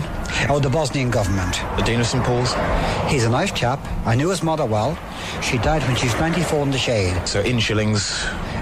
12 pence to a pound, yes. And allowing for the nitrogen kernels? 16 pence a pound. Take away, no half pounds given. One day it'll just be flowers here, won't it? One day it'll be all flowers, be daffodils. Sweet daffodil mulligan. And Barbara Streisand? Oh, I can't stand that man. He's not married, you know. And your conclusion? Autobiography, yeah, by Charles Punk. The marble statuettes are still standing in the hall. The balls are plain to be seen. What is the price of justice these days? It was 1.9 a yard the last time I bought it, but it was like elastic, you had to extend it. Did you make friends with the policeman during your time in custody? Well, after I kicked him a few times around the ground and said sorry. What about the judges? St. Patrick wasn't Irish. And who was your representative in court? John Major. Was he wearing a wig? And mitre, yes. Did he conduct himself in the way becoming to a barrister? Yes, he wore sandals every day.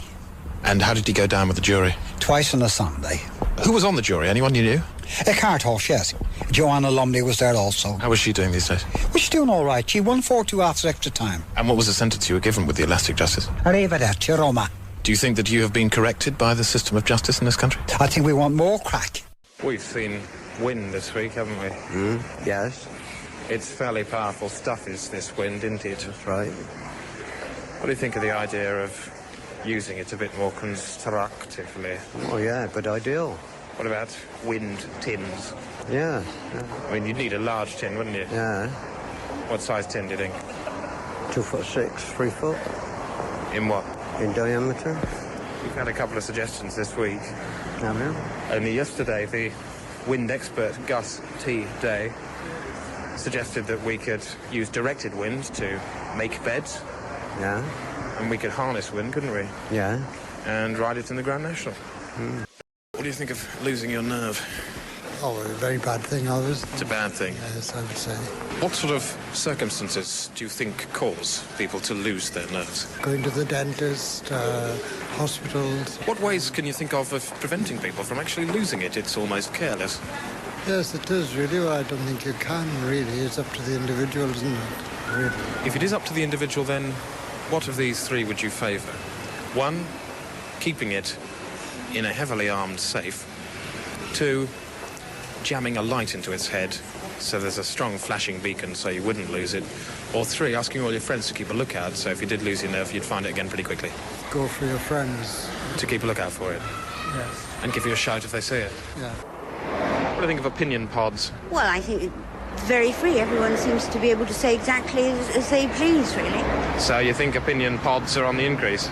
Yes, I would say so, yeah. Do you see any problems in having too many opinion pods? I could envisage a situation where it could be counterproductive and quite destructive. I guess if one's head is overcrowded with opinion pods, it doesn't leave much room for anything else, like normal day-to-day living. And common sense. Quite. Perhaps one could advise people then on a maximum number of opinion pods. Well, 4.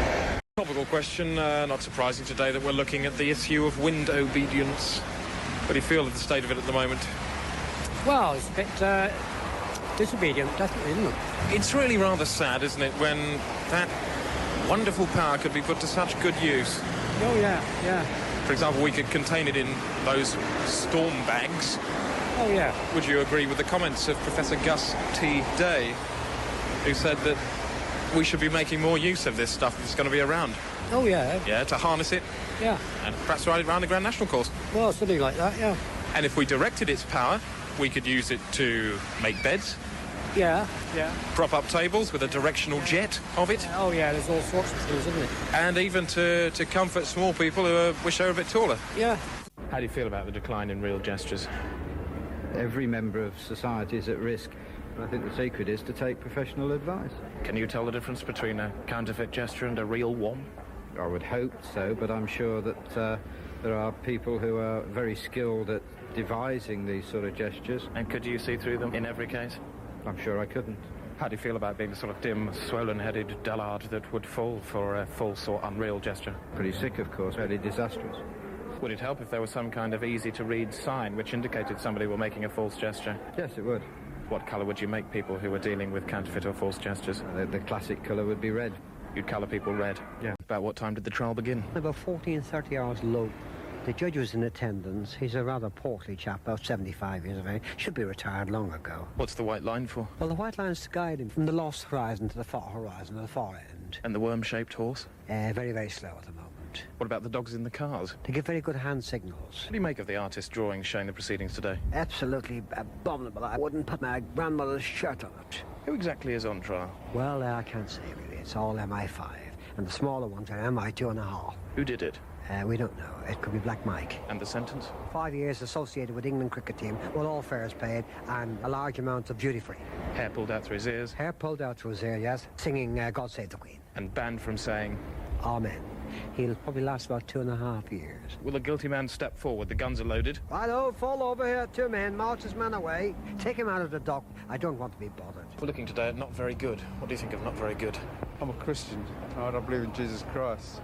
You must have some pretty strong opinions about not very good. Sure, that's right, yeah. What are they? Well, I mean, it's terrible. It's not very good at all. Is not very good worse today than it was yesterday? Certainly, day by day, it's getting 1 or 2% worse than what it was yesterday. And that's daily. The word blimey springs to mind. I would not use that word myself. That's not very good either. No, sure, that's right. Standing here as we are, I think you'll agree. Yeah, yeah. How far do you have to go before you encounter not very good? Follow the cheese. Well, 50 yards, less than that, 25 yards. Does not very good have any similarity with cheese? Cheese? Yeah. Cheese goes off after a few days. So does everything else, doesn't it? So does not very good? That's right, yeah. What time of year does not very good happen most frequently? Winter time. That's when things really are. You get more strikes now in winter time than you do any time, don't you? How long before not very good takes over completely? 20 years. And by that stage, not very good. That's going to be disastrous. How do you feel about sons of daughters? Do they come out all right or not? No. What's the common problem with sons of daughters? Well, their priority seems to be the car. Can you just tell by looking at a son of a daughter that their priority is the car?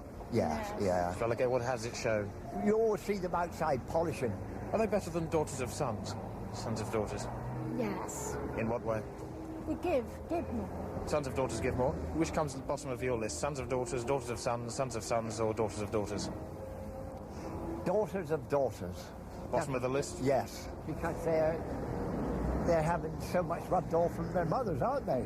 And the mothers have deteriorated, so the daughters are worse than the mothers. Would you agree with that? Daughters of daughters worse?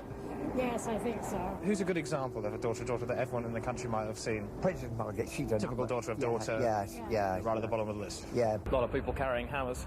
2 spokes too. Any bicycles, right? Next Mayor. Sprechen Sie Deutsch? Great, Jawohl, schnell. Yeah, ein großer Dummkopf. Der Weihnachtsschirm. Oh, just soon les arbres. 2 of those, please, yes. Large ones. But I understand you won't get a music license. What, are too reckless, aren't they? Well, and died nailed to a cross, and happiness is egg-shaped. Does appear to be a sharp end involved, isn't there? Yes, it does. The vicar said he didn't do it. 400-mile-an-hour bogies. And some banana-rama. Will you be having lowlights today, sir?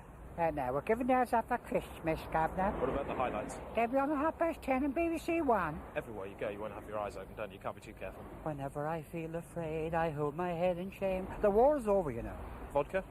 And lime, please, yes. Followed by a gin and it. Like the small wooden boy in the manger. Oh, yes, he's still there. We just hit him on the top of the head with a large mallet, so I think he should sleep till morning. And how did you sign your name in the census? Malcolm X. John Ireland's dead, by the way. What time does Boxing Day start? Tuesday, 5 o'clock start, but I won't be there, because I have no bike. The bike's punctured. Merry Christmas, and a very prosperous New Year to you. What do you think of these economic ramps? Well, they've got to improve eventually, but I mean, there's several things one can point to that causes it. How long have we got? Well, hopefully the politicians are going to tell us later this year. Of course, economic ramps with a slippery surface can be very nasty indeed for a small business. Yes, they can, and I suppose a lot of small businesses are going to fall by the wayside. The other problem is dropping right off the end. Yes, exactly right. Ever seen that happen? Yes. Nasty? Well, yes, that's why I've had to retire. Dr. Graham, call me Gradient, has recently blurted out in a television interview there must be an ideal angle of inclination for an economic ramp. Which would you choose? 1 in 2, 1 in 3, 1 in 4, 1 in 11, or 1 in 15? 1 in 5. Your ideal economic ramp then would be perhaps what colour? Red, claret, for your something like that, you know. A pastel shade of claret? Yeah. For your economic ramp?